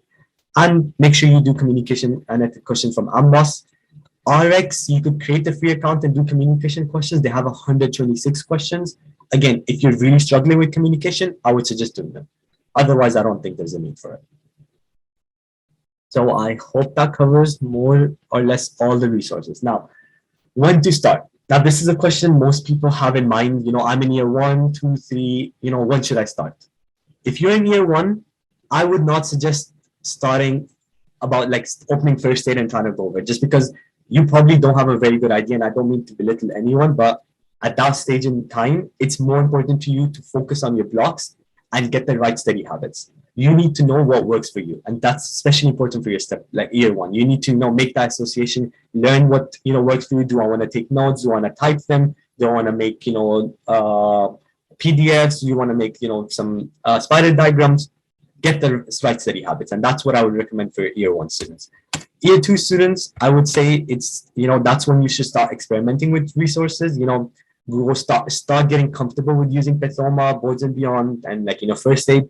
Because first aid, the way it's written is a really weird way. Like you would not read a book like this, just because it's just facts and facts and facts. And usually when you read a book, it at least explains some things, right? So this whole change in your paradigm, from understanding to just facts, like this is sort of different. So I would say, start getting comfortable with using this kind of resources. In your year three, I would say, if you started the cardiology block, you should be doing first aid and Pathoma, Boards and Beyond, whatever you choose to do in that block itself. So you fully incorporate these resources that I mentioned above, or the resources that you choose to follow, and do them as you're doing your block. So what I would recommend is in your year three is you start using your, if you started your cardiology and it's a 4-week block, spend the first 2 weeks, try to finish cardiology from the first aid perspective, and then spend the next 2 weeks in doing the lecture itself, doing all the clinical lectures and like the in-class lectures. And then you should, and I'm sure you're gonna get a very good grade if you can follow that. I understand that it gets very difficult. You're trying to do both, all first aid and Pathoma, Boards and Beyond, and also do all the lectures and everything. But if you can manage to do them, you should very easily be able to take your exam by the end of third year. And that's what I would suggest most people do, by the way. Like that's your aim. You should be very comfortable if you can plan on using these resources, that you do your exam by the end of third year. And by the way, even though it's pass and fail, by no means isn't an easy exam.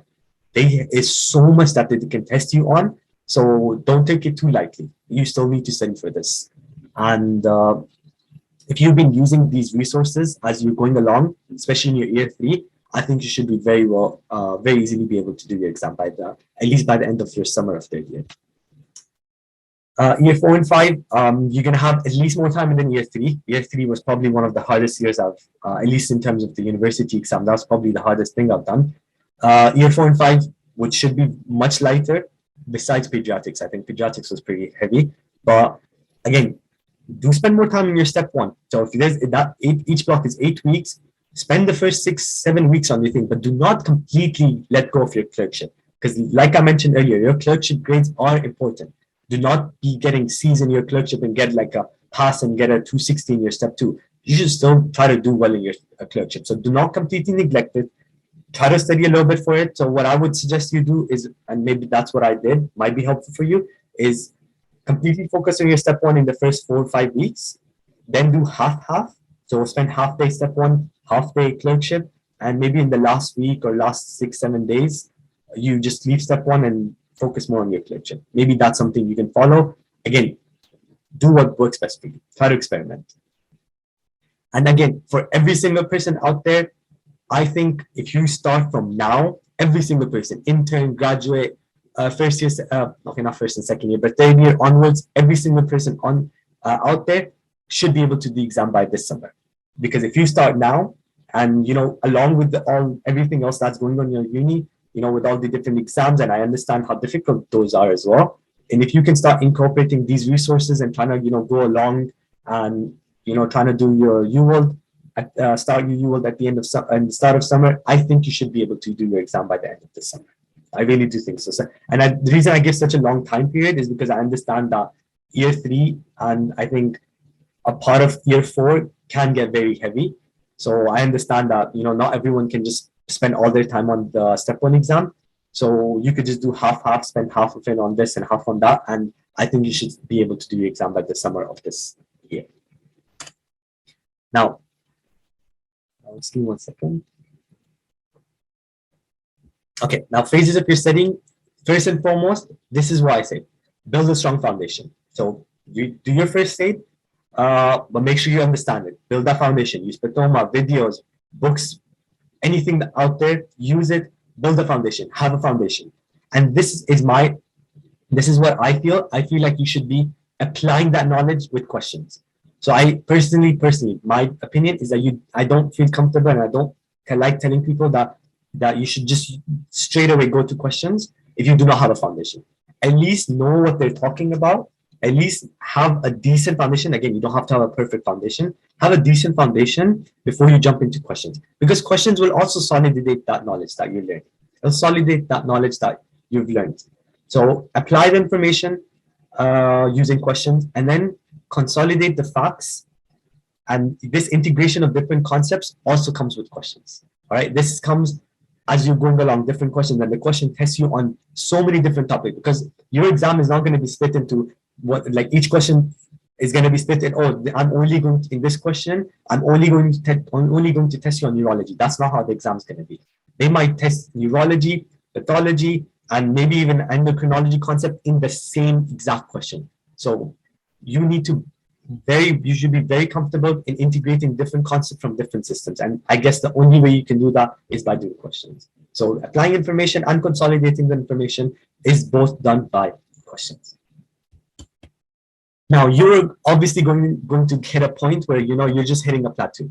Now this might not exactly happen earlier on, but you will reach a point where you're hitting a plateau. You're like, what, I'm not getting this grade, I'm not getting past this, I'm still hitting the 30s, 40s, 50s in my UWorld. I want to get better than that. Once you reach that stage is when you need to realize, ask yourself, am I solving and reviewing questions properly? Am I really understanding things that I'm solving? Or am I just, just breezing through it? Just take a moment, step back, and ask yourself, am I even solving the questions properly? Is it my strategy that I'm using that's wrong? Or the approach I'm using for questions, is that the thing that's wrong? Is it the content? Is it a gap in my clinical knowledge? Like I do not understand the concept, and I'm just getting hit with these concepts over and over again, and I never took the time to understand it. Just sit down and make sure you understand where things are going wrong. All right. So if it's a knowledge gap, check if it's like, do you not understand the presentation? Or do you not understand the pharmacology behind it? Or do you not understand the pathophysiology behind it? Or is it that, you're struggling with the memorization? Because I personally really, really struggled with brain tumors. Okay, I, for some reason, kept getting brain tumor question wrong. And I knew them, like I could differentiate between them. It's just, for me, the problem was the memorization. I just couldn't remember that this histopathology went with this brain tumor. So I went and I did Anki cards, and I reviewed the thing over and over again. It's important for you to understand where you're lacking for you to be able to continue to go up. And this becomes far more important in your step 2. You need to continue to go up. You need to continue to increase your score and achieve the score that you want to get. And you will hit a time where you're just consistently in that plateau. You're like, I'm not going up. Like, what's going wrong? And this is where you need to take a step back and look at the whole picture. Look at where you're going wrong. And once you identify, okay, where you're going wrong, this is where you try to correct it. And this is where I would say, so if you think you have you're messing up in a certain place, make Anki cards for it. If you think it's a fact problem, make Anki cards for it. If you think that you're lacking the knowledge behind it, lacking the understanding behind it, maybe go review the UWorld question. It's really easy to search a concept in UWorld. You could just type in myasthenia gravis, for example, or type in osteogenesis imperfecta, and you can go over the question and try to understand using that. And or if you think it's just that question was a problem, try doing different questions. Try another question bank. Make sure you understand the high yield concept. You do not have to know everything. Again, there's no reason for you to know everything out there, but make sure you know the high yield concept, the concepts that are tested over and over again. Because if they're tested over and over again in question banks, they're going to show up in your exam.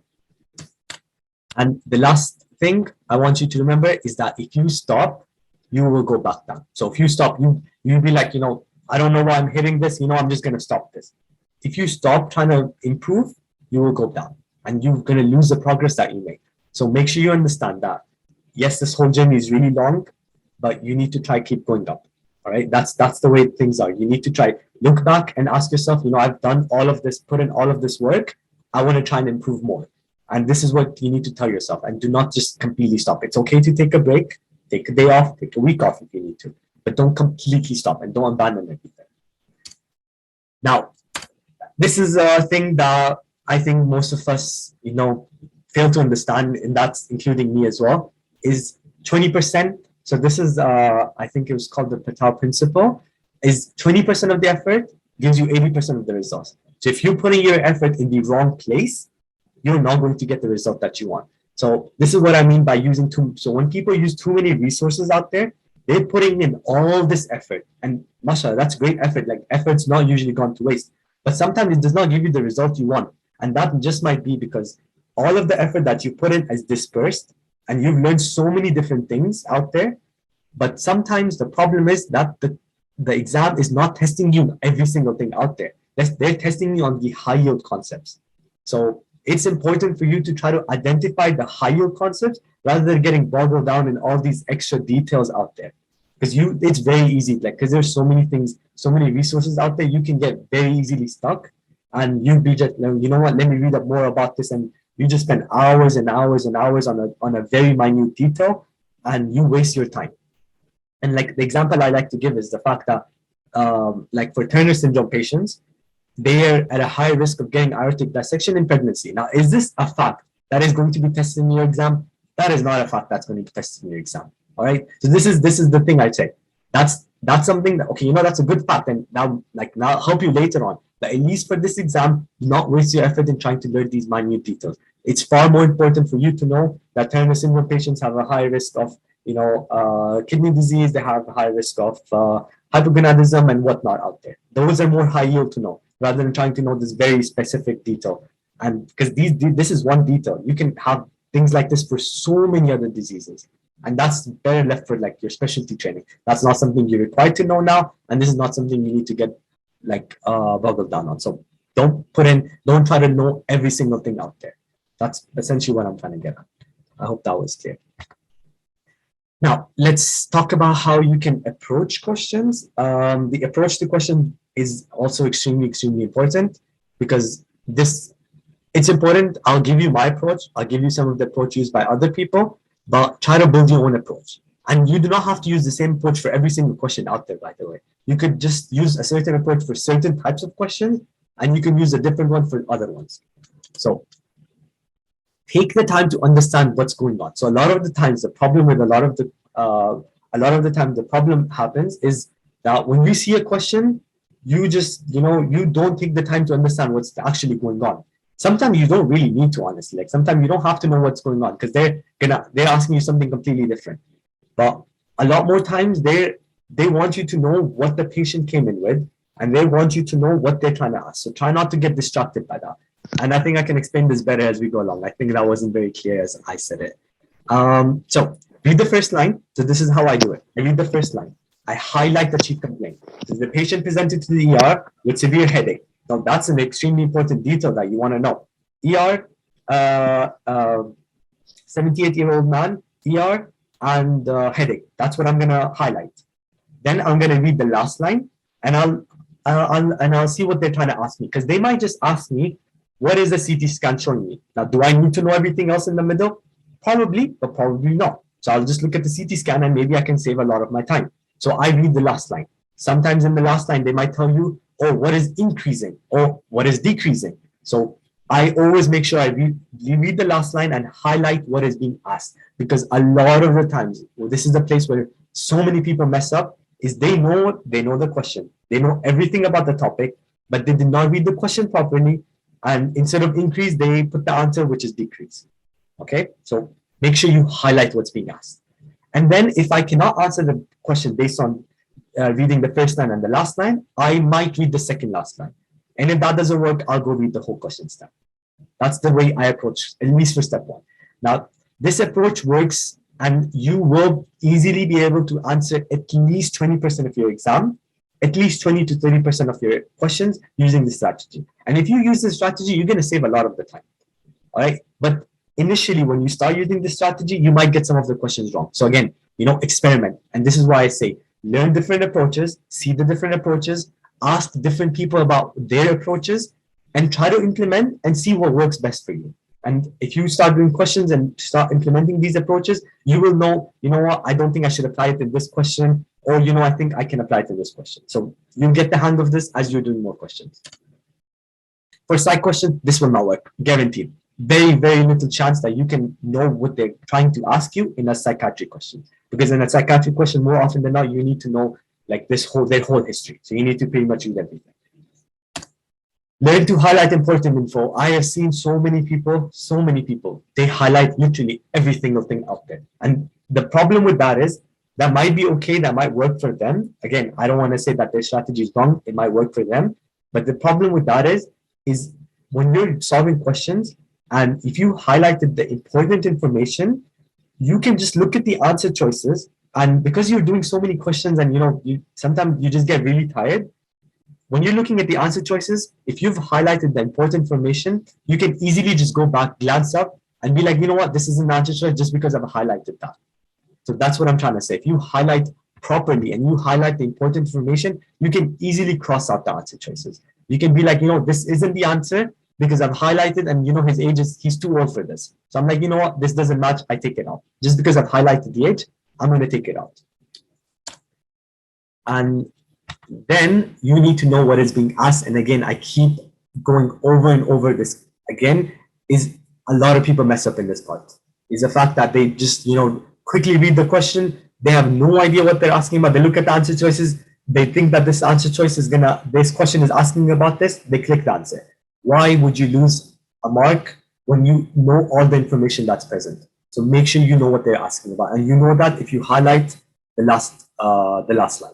And make sure you highlight exactly what is being asked. They're asking you for increase, decrease. They're asking you for like pathology finding, gross finding, a finding 1 year from now. So not the finding that I'm going to see now, but the finding 1 year from now. So again, there's lots of different ways they can ask you questions. Make sure you understand what is being asked.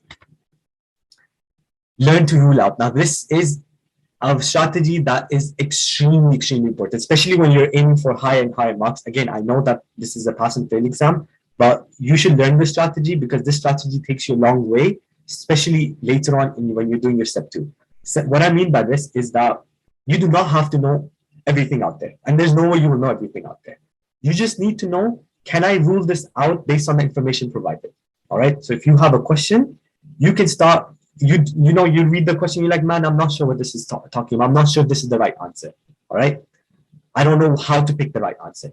What you're going to do next is you're going to look at answer number 1, and you're going to look at answer number 1 and be like, you know what? I've looked up in my question, answer 1 doesn't match the question. Take it out. Look at my answer choice 2. You're like, this may or may not be answer. I leave it. Go to answer number 3. And I keep doing this until I'm left with 1, 2, or 3 choices. And I take a quick glance to the question again and again, looking at my highlighted information, and I keep ruling out the answer. And at the end, sometimes I didn't even know that was the right answer. I just knew that every other answer was wrong, and I end up getting the right answer at the end. This is not something, this is easy. This is not something you're gonna have at the start, at the very least. This is something that you're going to learn with time. You're not going to know this at the start. So this is something you're gonna learn with time. Give me 1 second. Just wanna adjust my battery. Okay, yeah. All right, next. Cross out based on the question stem. When you're stuck between 2, just look at the highlighted terms. So this is again why I say highlight important information, don't highlight everything. This is the strategy I learned. This is what works for me. Maybe you can highlight more things out there, and whatever works best for you. Honestly, I just don't feel like highlighting a lot of the things work for me. All right, other test taking strategies. Now, random time does not really fit here. I'm not sure why I put that. For the arrow questions, try to solve it before you decipher choices. So what I mean by that is, so when you're in your exam, you're gonna have a pencil and a pen, okay? Even when you're solving your questions, in UL question, always have a paper and pen next to you. So when you get an arrow question, write down all of the different choices. So if there's glucose, glucagon, epinephrine, and norepinephrine in the answer choices, for example, write them on the piece of paper, and then look at the question and solve it by yourself. Be like, glucagon goes up, and then on your answer sheet, be like, epinephrine goes down, and then glucose goes up, and glucagon goes down. Once you've written the up and down on your piece of paper, then match it to the answer choice. And the reason I say this is because sometimes when you're looking at arrows going up and down, you just mix them up. All right, so that's why I try to tell people it's better if you try to put them on a piece of paper, solve it yourself before looking at the question, because in the question sometimes the errors make you you just get mixed up. Oh, was A the up or was the C the up one? So avoid all of that confusion. Write it on a piece of paper. I think I've touched upon this. While you're reviewing, do you change from right to wrong or wrong to right? Make sure you know this. Make sure you know the kind of person you are. Do you change from the right answer to the wrong answer, or do you change the wrong answer to the right answer? If you're changing from wrong to right, then you should be leaving some time for yourself to review questions. And if you feel like you're changing from right to wrong, then there really isn't the point in reviewing, because your own statistics show that you're more likely to change the answer to the wrong. So it's better not to review it, because if that's what's happening. This is why I say it's important to keep reviewing that. And I think UL does a good job at that. After you finish the block, you can make sure you can check that part. Now, identifying the keyword buzz phrases. Now, this isn't as easy as it sounds, but a lot of the times you might have to come up with them for yourself. All right. So whenever you have a pathology, whenever you have a disease, as you're solving questions, you're going to develop the skill. Or you might not develop it at the start, but you're going to develop it eventually. Is all diseases, at least in step 1 and step 2, they are going to ask you the most common one. Guaranteed for step 1. They're going to ask you the most common presentation. They're not going to ask you about like a very bizarre scenario of a child with, say, acute lymphoblastic leukemia present in a 60-year-old. Yes, it can happen, but it's very likely to happen in the young population, right? So they're not going to give you a 60-year-old when they're talking about an ALL patient. So when you see an ALL patient, he's most likely going to be a young guy. Gender might not really apply. Length of presentation, acute, ALL is acute, so that's going to be an acute presentation. And the pathological findings, again, varies from disease to disease. You will identify your own keywords and buzz phrases. I will tell you this much. The exam does not like using buzz phrases a lot. They're trying to move away and away from it, but they cannot help it. They have to give you, if it's an ALL patient, they cannot give you a 60-year-old. Right? They have to give you the most common presentation. What they can play around with is the start. So instead of saying squamous cell carcinoma found on biopsy, they will say keratin pearls found on biopsy. Keratin pearls are most likely seen in squamous cell carcinoma. So instead of saying squamous cell carcinoma and asking you for the risk factor, they will just say, oh, keratin pearls were found on biopsy. So it is your job to know that keratin pearls, if they're found on biopsy, that might be indicative of squamous cell carcinoma. So again, Lewy bodies, they're not going to say they saw Lewy bodies on examination. It's extremely rare. They might say it. Again, they might say it, and when they say it, inshallah, I hope you get the question right. But they're more likely to say eosinophilic cytoplasmic inclusions in neurons. And that is what is describing the Lewy bodies. Again, same for coilocytes that are seen in HPV. They're not going to say, coilocytes seen on a cytology. They will say this whole thing over here. And this is why the exam gets kind of difficult, because they do not like using buzz phrases, and you need to understand what the buzz phrases mean. So a lot of the times in first aid, at least, they'll say, oh, Lewy body seen on the biopsy.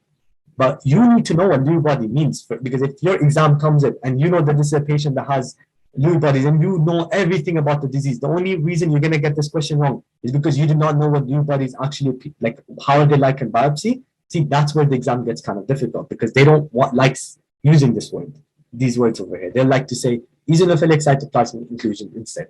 So this is why it's important to know buzz phrases. Yes, it's good to know buzz phrases, but know what they mean as well. So don't just plain memorize, oh, HPV coilocytes, next. No, what is a coilocyte? What does that even mean? And this is where you take some time and know how they can describe it. Same thing for ferruginous bodies, like, seen in asbestos. They're not going to say, oh, a patient with asbestos, they saw ferruginous bodies on his biopsy. Everyone's going to get that question right. They can test two different concepts. They can have two different concepts. Be like, does the examinee understand that ferruginous bodies are iron-containing nodules? And does he understand that they're seen in asbestos? So instead of just testing one concept, he's testing two concepts and one question, and that's what they like to. So let's quickly go over a question to just see. I'll show you how I approach it. Again, there's no right and wrong. See, the way I'm going to approach this question is I'll read the first line. A previously healthy 86-year-old woman brought to the emergency department with 3-day history of nausea, anorexia, polyuria, and confusion. This is what I'm going to highlight, and I'll also highlight 68-year-old. Then I'm going to jump on to the last one. Which of the following is the most likely underlying cause? That doesn't answer it. Her ESR 65. I don't know what they're talking about. So I'm going to continue from here and I'm going to read the whole question. Okay. So essentially, this is how it's going to be. And then I've looked at the answer choices. Excessive intake of calcium, ectopic, all of these answer choices that are seen over here. I've highlighted the important information. So I'm like, hemoglobin, that's 9.3. That's low. Why is that low? The serum calcium is high. Why is the serum calcium high? Can the presentation be explained by any of these abnormalities? And you can be like, calcium is high, or, that explains anorexia, polyuria, and confusion. Because, calcium causes diabetes insipidus, so it can cause polyuria. And when the serum creatinine is elevated 2.1, there's all these abnormalities. And she's an old person, so, why is that happening? And once I've highlighted, then I take a step back, and what I like to do when I'm solving these kind of questions is I answer the question before I look at the answer choices. I answer it for myself. I'm like, man, what is going on here? What does this patient have? So based on this presentation, I'm like, this patient has multiple myeloma. Now I'm going to go into the answer choices and I'm going to look for the answer choice that gives me multiple myeloma. So that's the way I approach this question. That's that. All right, next question. 79-year-old, so old homeless man brought to the ER after being found unresponsive. So unresponsive. Which of the following is the most underlying cause for the structure indicated? I'm not sure, so I'll go read the second last line. A photomicrograph of a section of a heart obtained at autopsy is shown. Okay, now they told me that they have a biopsy finding over here. I don't think I need to read the whole question. I think I can answer this question just based on the biopsy finding. So I do not need, so this is how I'm going to highlight it. Yeah, I'll just highlight 79. Unresponsive. If I read the whole question, I might put no palpable pulses. Again, I don't think I would have read this question anyway. I would have read the last two lines and I would have answered the question. You see how I did this? I underline cause because that is what the question is trying to ask me. They're trying to ask me what is the underlying cause of this biopsy finding. It's from the heart. It's from a 79-year-old male who passed out and probably died. So I think it's something to do with the elderly. Now I'm going to start looking for the answer choices. Say, for example, I have no idea what they're talking about. I do not know this biopsy. All right, you may or may not know it, right? Obviously, there comes point in times in your studying where you know a fact and you just forgotten it, and that's just how we are as human beings. So, say I don't know what they're talking about. I'm gonna try using the elimination method. I'm gonna go to question number 1. I'll be like accumulation of iron granules. Is this really iron granules? This doesn't look like one of the stains for the iron granules that was like it's supposed to be like bluish. And he doesn't look like a guy that would have it. He's too old for it. Doesn't seem like hemochromatosis. So, I don't think this is it. I cross it out. Oxidation of phospholipid molecules. I don't know what that is. I'm just going to leave it. Just because I don't know it, I'm going to leave it. Now, aggregation of alpha-synuclein. I'm like, no, that's not seen in the heart. That should be seen in the brain, or that's, something to do with Parkinson or something. So, that's not it. Cross it out. Deposition of wild type transthyretin. I'm like, amyloidosis, yeah, could be. Is this really amyloidosis? Because amyloidosis is, Congo red on like the thing. So I'm like, yeah, no, that's not it. Cross it out. So even though I did not know what B was, and B is the right answer, even though I did not know this, you can still answer the question just based on ruling out everything else. Again, you're going to develop this whole thing, this whole habit of ruling out as you're going along your questions. And I don't think you should do it for every single question just because of how long it takes, but you should be very comfortable with ruling out, because this is a skill which is extremely important for your step 2 exam and also really helpful for your step 1. So I hope these 2 questions gave you a good idea of the exam. Let's just talk quickly about, the do's and don'ts. Start early. These 2 resources should be the backbone of your studying. Make sure you understand UWorld really well. Plan your day roughly, really plan it out. Like, don't be like, I'll sit down for a few hours, I'll see what I can accomplish, whatever. No, try to have a rough idea in your mind.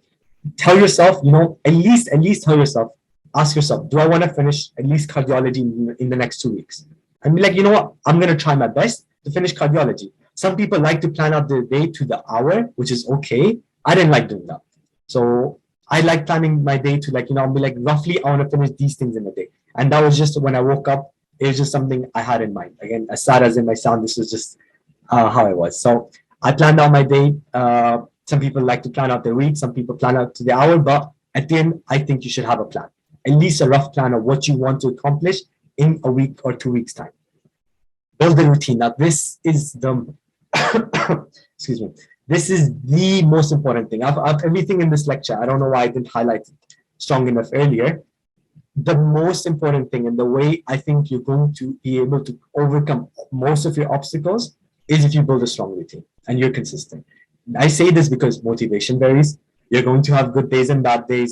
You're just going to have days where, no one else is studying. You're the only one studying. Why are you pushing yourself? You're just going to question yourself at times. And there's going to be things that are not going well for you.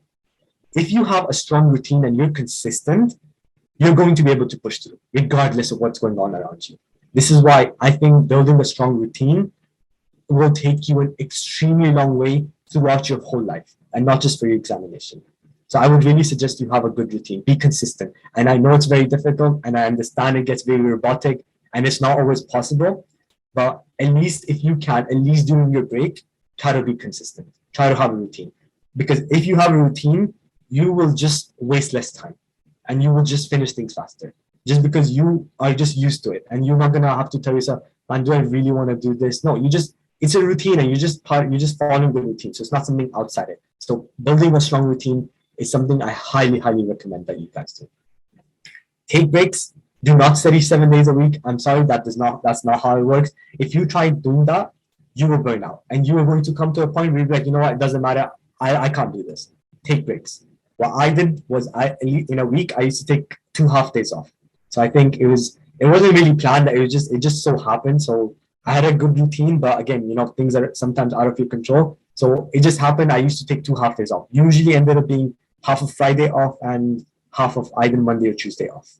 You could take a whole day off, completely dependent on you. You could take 3 half days, but try not to overdo it. At the end of the day, you still want to get some studying done. If you do too many days off, you can, it's just going to take longer, the whole process. Set reasonable targets and goals. Don't be like, I'm going to sit down today, I'm going to finish half the book. No, that's not how it works. Set reasonable targets, set goals that you can actually accomplish. You might not know what, you can accomplish. So give it some time, set smaller goals in the start, but build your way up as you go along. Track your progress. I think calendar is a really good way of doing that, of tracking your progress as you're going along. Be like, by this day, I want to finish UL. By this day, I want to do this NBME. Put your stuff in your calendar. I used to put all the NBMEs on Saturday. So I was like, on every Saturday, I want to do this NBME. And on the middle, I want to start this resource. I want to revise this topic at this time. I think that's a good plan for you guys as well. Take special notes of your weakness. I've repeated this for the 3rd time now. I really, really recommend that you guys take note of your weakness. The thing you're scoring bad in, this is something you need to focus on. The reason I say this is because in this unlikely chance that you get tested on your weakness, you will have a big drop in your exam grades, all right, in your score. So have everything at a certain level. So if you're scoring the 70s in all subjects, and there's just 3-4 subjects that you're scoring in the 50s in, bring them up to the 70s, all right? And 70% is just like a rough number. So if you know everything at 70, and there's certain things at 50, bring them up to 70 as well. Try not to take the 70s to the 100. Again, this goes back to the 2080 rule. Make sure you know the bits of everything rather than going to depth of every single thing. Don't put in that 80% of the effort for that 20%. It's more important for you to put in 20% of the effort for the 80, especially now that the exam is pass and fail. Now, if it was a 3-point score, yes, it makes sense for you to spend more time on the 20% of the exam. But for you guys, it's extremely important to focus more on the high resources. So this goes back. Do not try to do all the resources out there. Do not attempt to memorize the whole book for the first pass. I can assure you, with all the Anki I did, all the passes of first aid, you will. I still do not know most of the book. I knew a lot of the things in the book, but I could not memorize. You cannot memorize a 650-page book completely. That's just not going to happen. And you will never get to a point at any stage of your step 1 or step 2 studying. And I've asked this question to the smartest people out there, people scoring 280s, 270s. You will never know everything. You will never go into the exam and be like, I know everything in there. There isn't a question I cannot answer. That will never happen. So don't try to accomplish that. That is not what you need to do. Do not book the exam too late. So again, you might not get the date you want. So this is why I encourage you to start the process early. Do not spend too much time taking notes. Again, I would say questions are the best and everything else is below that.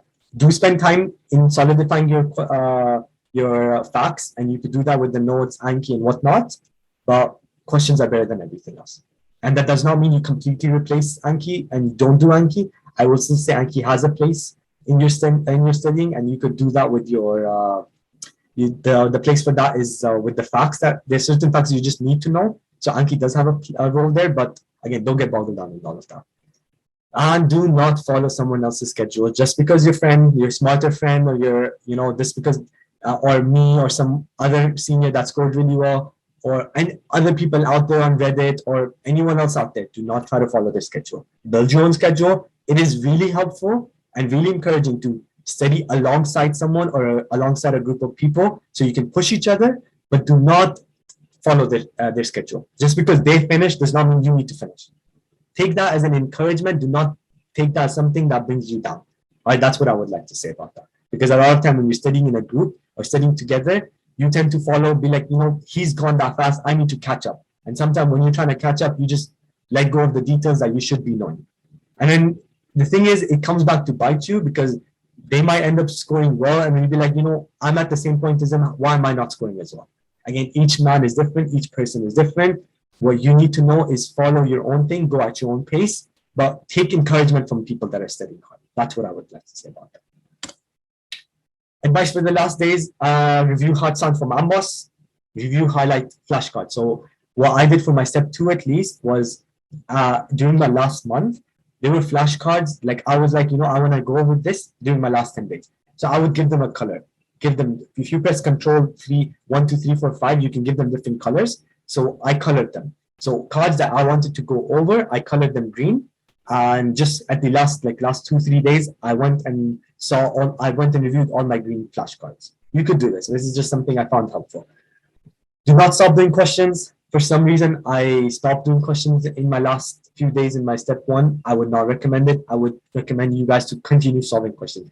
As few as they may be, you need to keep that momentum going of solving questions and just seeing these different types of ways they can ask questions and the associations they build. So don't stop doing questions to review your first aid. Just don't do that. Even if you want to review first aid, continue to solve your questions. Don't forget to do the P120, and I would say USW2 is probably still now a very good predictor, if not the best predictor of your exam. So take USW2 as a very good prediction. Make sure you do that in the last 5-6 days.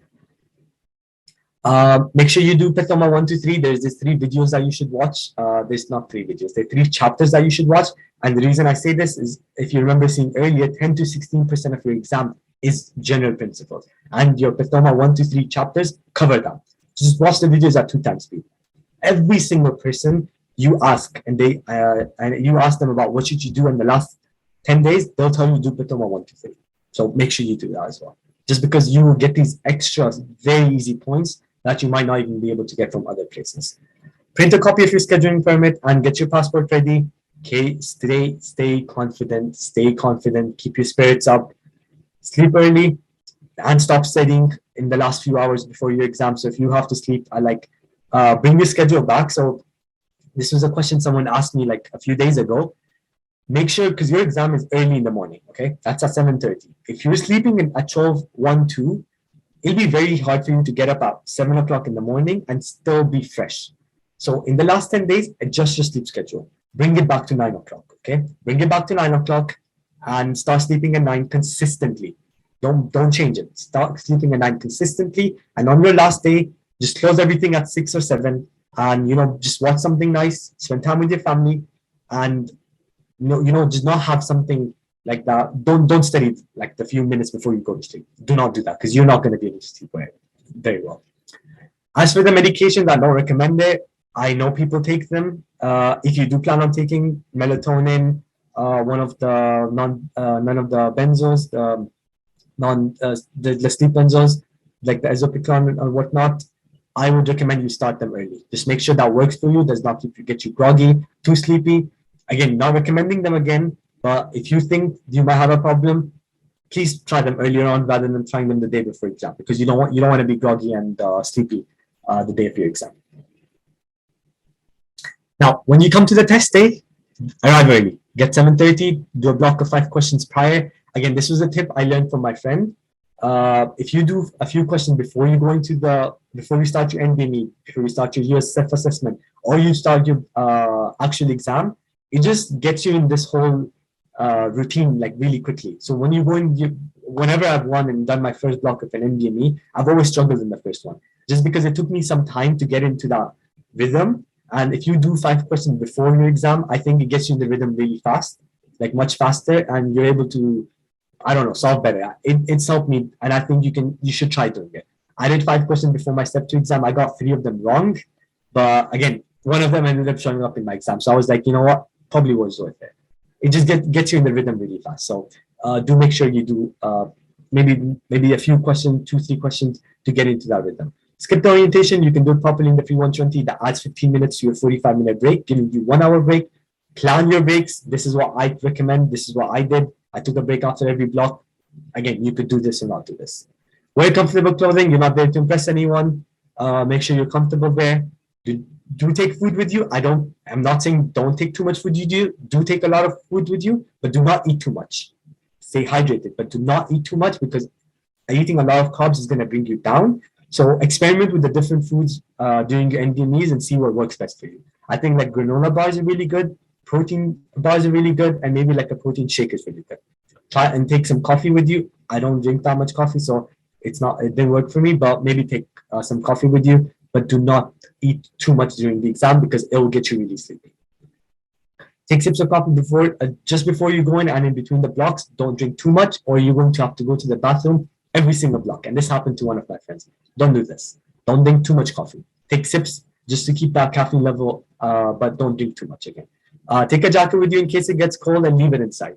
Because every time you come in and out, they're going to do a check on you. And if you have a jacket, it just takes extra time. So leave that inside. The last thing, you are going to get extremely random questions in your exam. All right. This is going to be applicable in step 1 and step 2. But you need to tell yourself that these questions are experimental, and just go with your gut feeling. Right. Do not spend more than 2 minutes on these questions, because you are going to take away time from questions that actually matter. All right. You are going to see some really horrific questions. You will have no idea. You would not have even seen the answer choices anywhere. And that's okay. Tell yourself it's experimental. Build this thing, because we did this, me and my friend.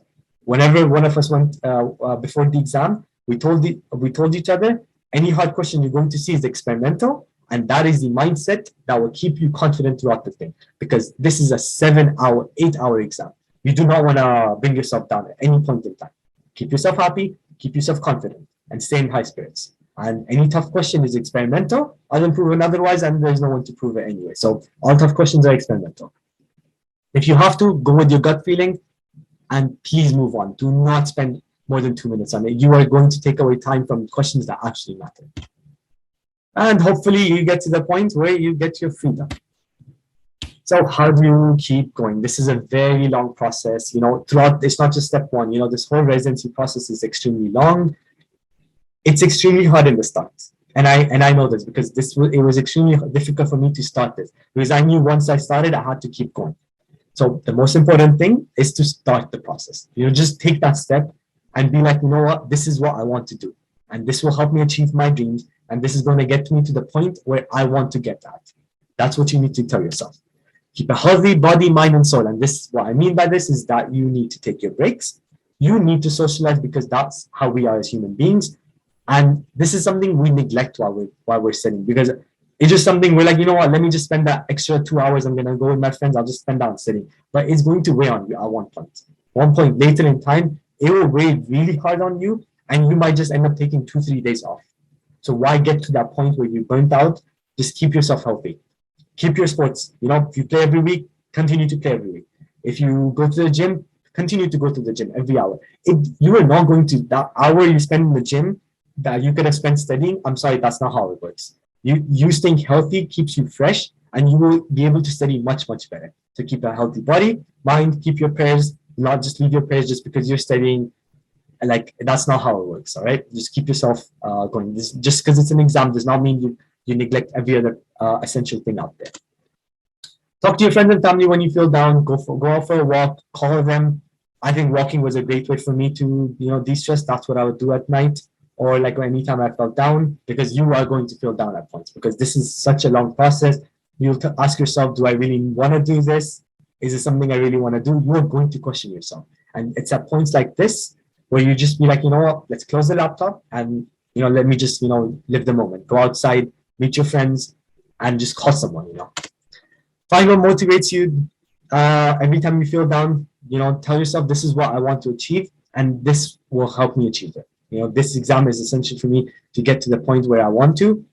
So find whatever works for you. Is it the money that's pushing you, or you're gonna get paid really well, because you do get paid really well here if you are a physician here in the US. So if that's the driver for you, go for that.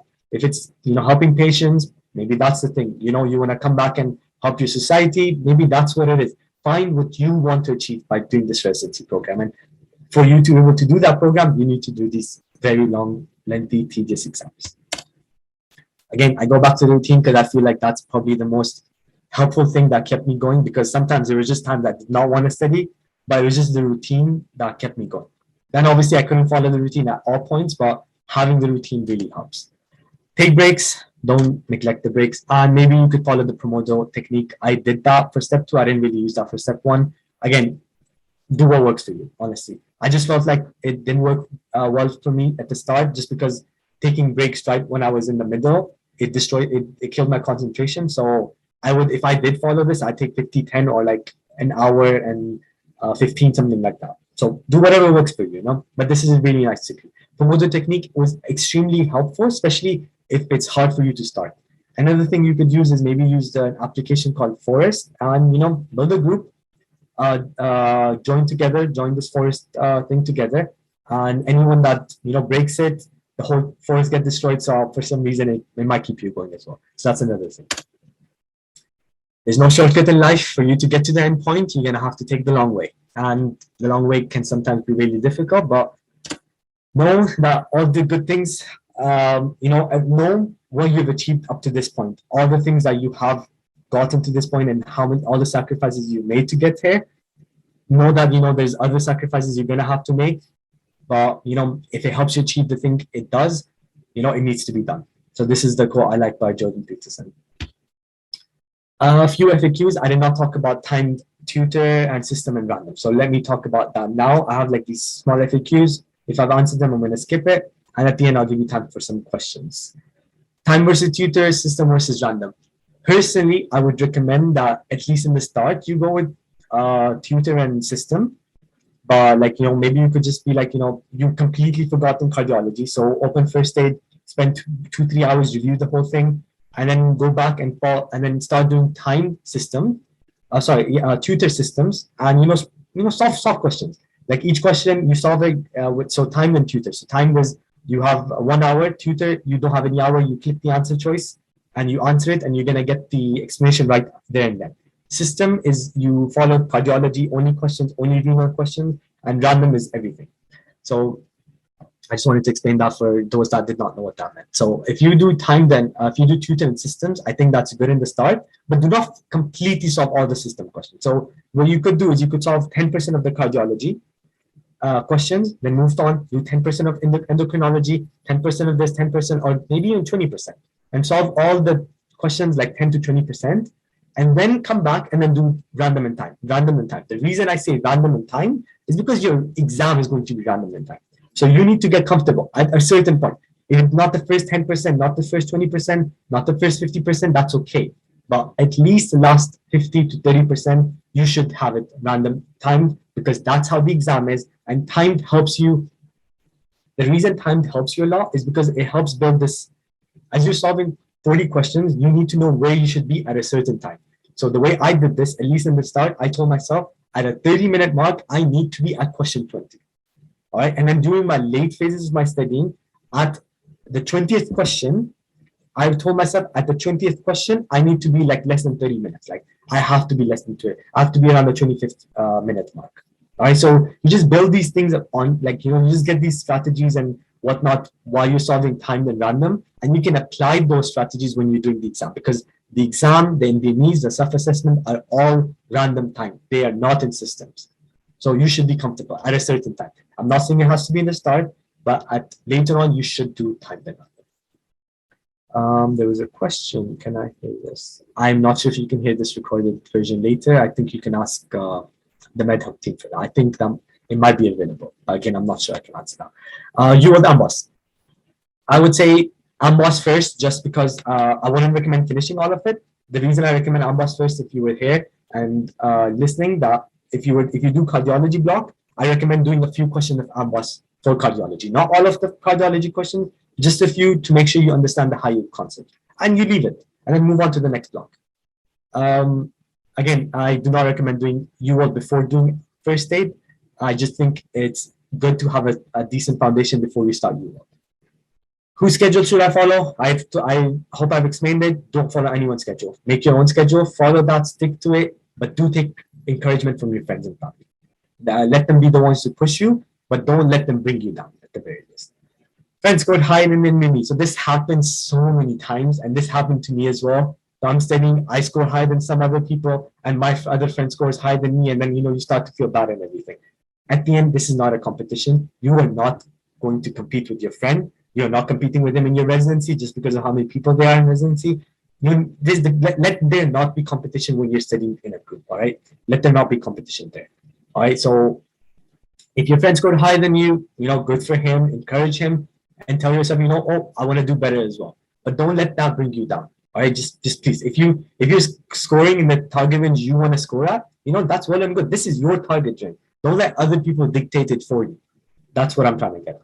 How many breaks do I take in a day? Again, really variable. Build a routine, and I think with the routine, you'll know how many breaks. But I would say start building up, start increasing the amount of hours you're going through. So if you're starting with like 2 hours, 4 hours in the start, don't go start with 12 hours. I'm sorry, you're not going to be consistent with that. So start with like 4 or 5 hours, 6 hours. And if you really think that, I can't do more than that, okay, that's good. 6, 6, 6. And maybe at the end of your study, you can maybe bump it up to 8 to 10, maybe 12, but I don't think more than 12 is going to be any productive for you. So that's how much I think you should be studying. Again, this is really, really variable person to person. It really, really differs from one person to the other, but each man to his own. You do not compare yourself to other people. Some people grasp the concept faster, some people grasp the concept later, but know that your hard work at the end will pay off. All right, but just don't compare yourself to other people because each person is different. How long should I take to finish step 1? Now that it is pass and fail, I would not recommend studying more than 6 months for this. Maybe first 3 months first aid, and the next 3 months doing that. You could probably even do it in less if you have a good foundation. You might not even need to use first aid if you have a good solid foundation. You could just jump into UWorld. Maybe you did first aid earlier on, like in the previous blocks, and you're ready for this. You don't have to repeat it. Go dive right into UWorld, and you could start UWorld. I cannot say how long it should take to finish step 1. I just think it should not take longer than 6 to 8 months. I just don't think it should. But again, it really, really differs from person to person. So I cannot give you an exact amount. Why you need to study well for step 1, I hope I made that clear, because step 1 foundation is extremely helpful for your step 2. In my step 2, I got gram stains, and there was no place in my step 2 studying where I came across gram stains before. So I got gram stains. I got things that were tested in step 1 that showed up in step 2, and I think that's where we're moving towards. All right. So step 1 foundation is really helpful for step 2, but I would think that subjects like biochemistry, where they go into like which thing uses the GTP and ATP, I don't think that's important. Like I would personally not even spend my time memorizing it if I were you. So I would spend more of my time on diseases, clinical presentations, pathology, physiology, pharmacology, just because all of that can be transferred over to your step 2 as well. Who to ask for guidance? You can ask me. Feel free to reach out to me. You could ask other seniors around you. Do ask other people, but don't make sure you understand that what works for them might not work for you. All right. Again, every person is different. I really want to emphasize this because we start comparing ourselves to other people. So you really need to understand that you're your own person. You follow your own strategy. You follow your own plan. And because at the end of the day, your journey is your own. They're not going to walk it for you, and you're not going to walk in their place either. So take tips from them, but again, make sure you understand that anything they suggest is what works for them, and it might not work for you. So try it, works for you, well and good, doesn't, skip it.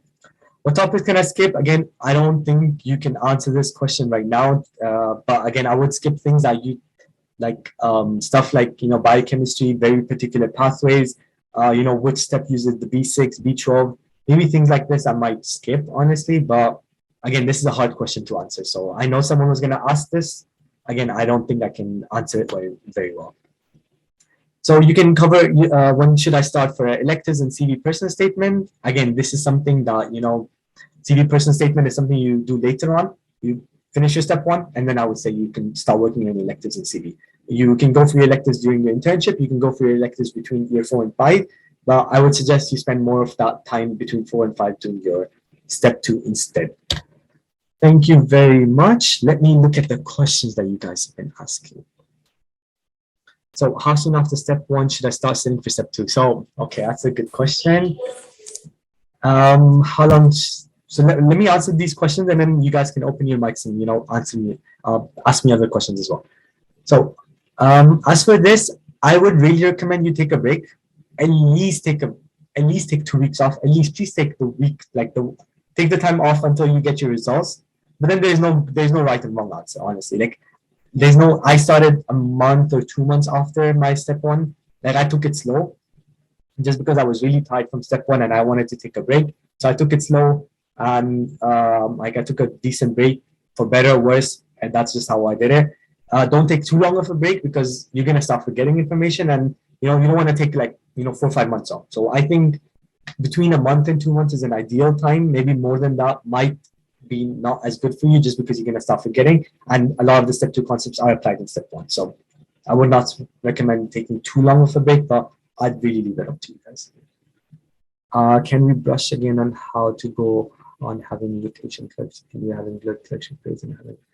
Okay, again, this is a very extensive topic on how we get clerkships and everything, so I'm not gonna spend too much time on it. I think there might be another talk on how we approach these kind of, CV personal statement and things, but it is important for you to have good grades in your clerkship. So I remember when I was in year 4, I was hearing a talk just like this, and there was someone saying, get good grades, score well in your step exams, go for clinic experience, get your LOIs. I'm like, how am I supposed to do everything right? Right? And this was an exact question.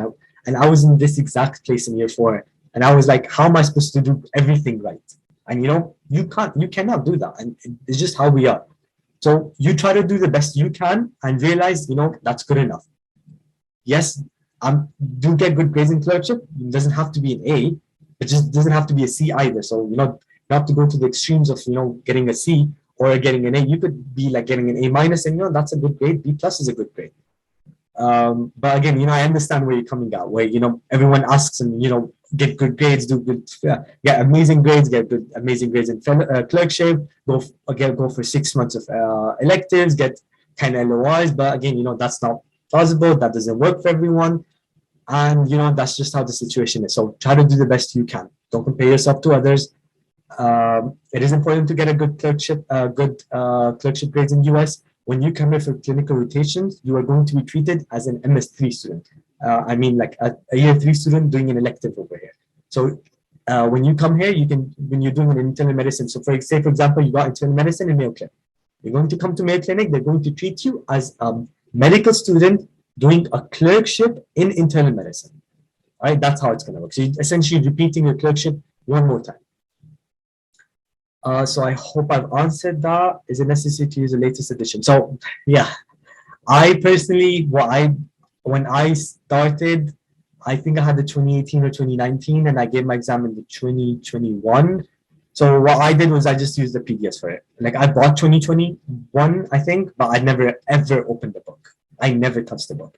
So you should refer to the newer edition, just because of the new editions that are added are probably things that were tested in the exam recently, and they're reflecting the new content outline. So make sure you use the latest edition, but maybe you could just use the PDF version for that. And you can have your own, if you've jotted down notes in your old one, keep that as a reference, but you could just have the PDF version for the new ones. You don't maybe have to buy the hard copy for it.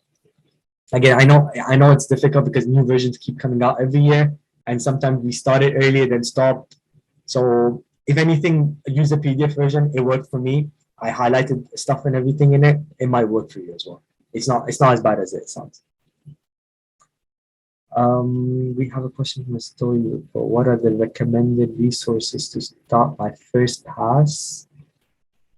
Okay, so recommended resource for first pass. I hope I answered that, but I would recommend not getting boggled down in resources. First aid, maybe use resources to complement information. If you think you know it, move on. And your main resource should be UL, just because it builds understanding, it gives you facts, and it builds associations, which all other resources fail to do.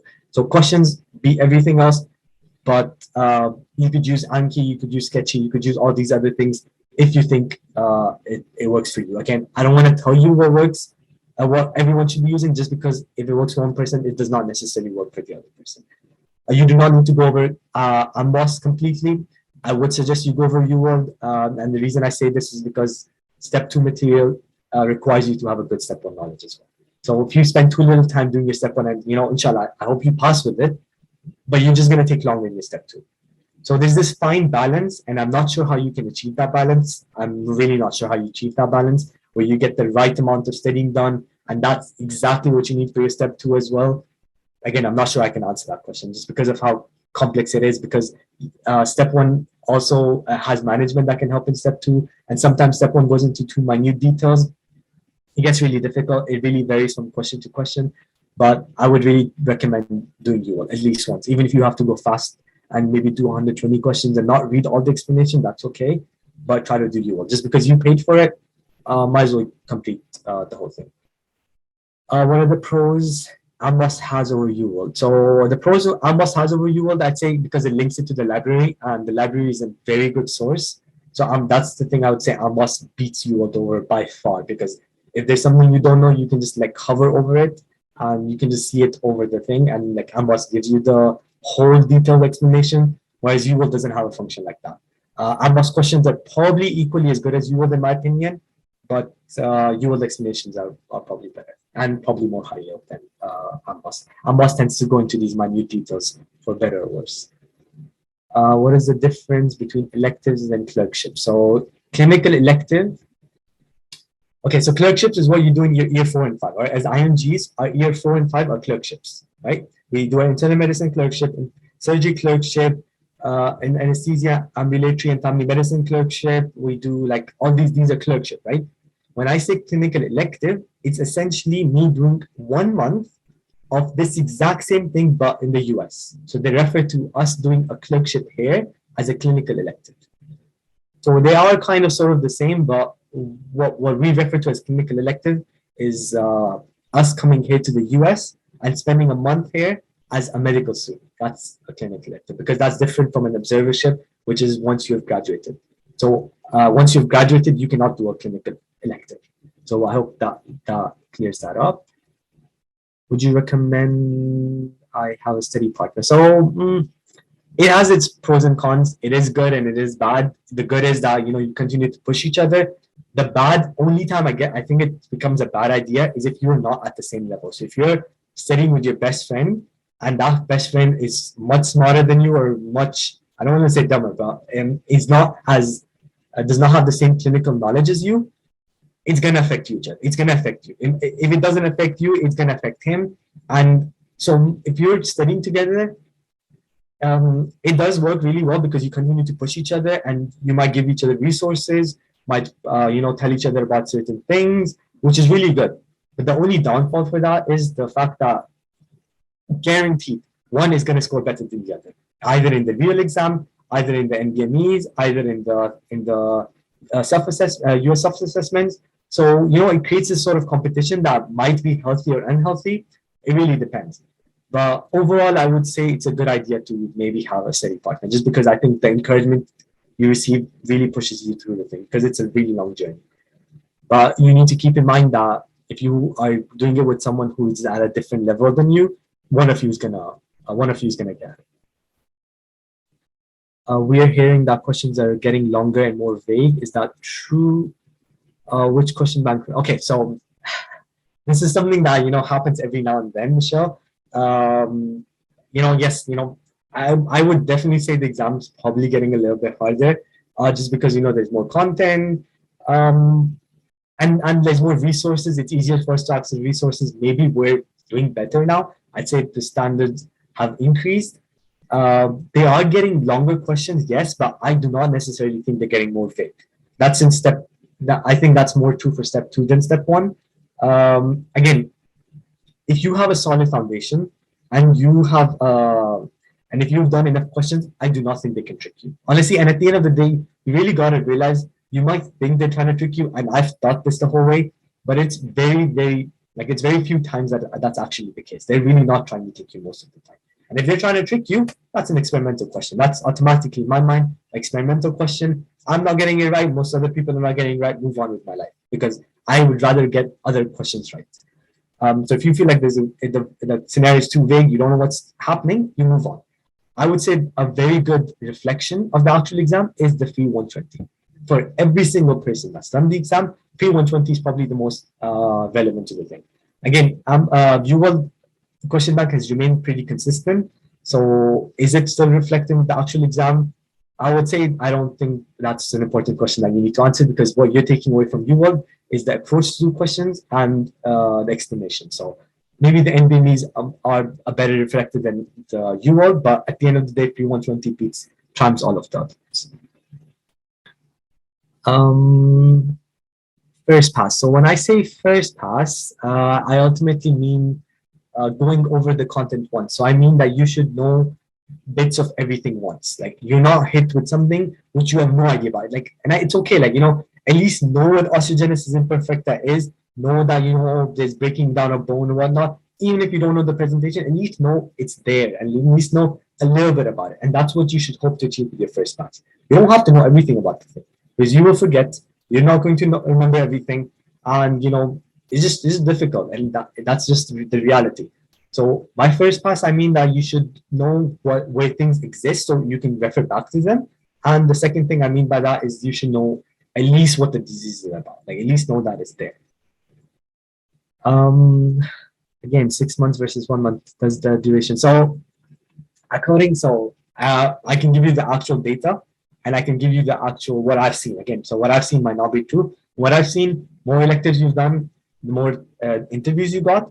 But from the data that's out there for the 2021 batch, if you have more than, I think the difference between 1 and 2 wasn't that much, then 2 and 3 wasn't that much.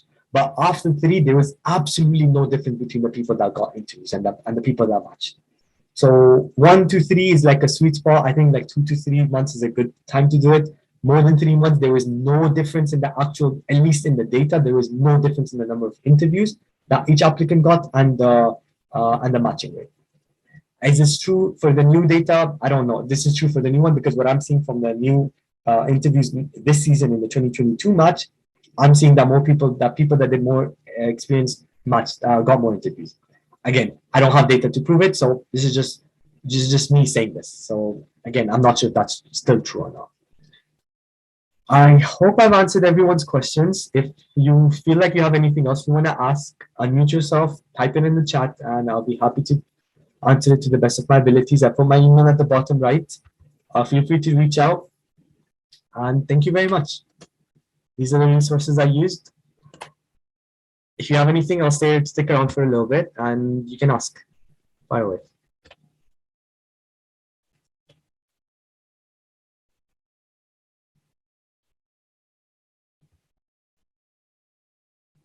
I think that's it. I hope you all have a great day. Thank you for coming in, and yeah, best of luck to you guys.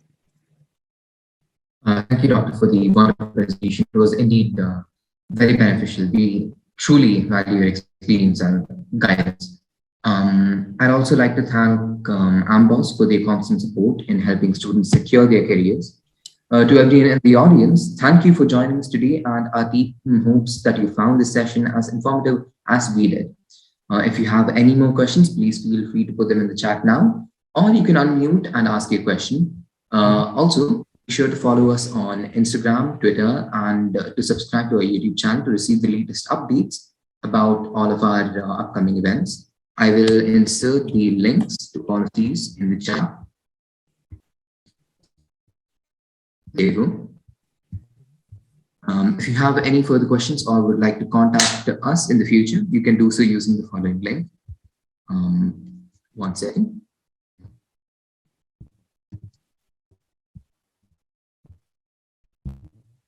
Thank you, Dr. Ali, again, and everyone in the audience. And we hope to see you in the future. Wishing you all a great day ahead. Thank you. Thank you very much, guys. Have a great day.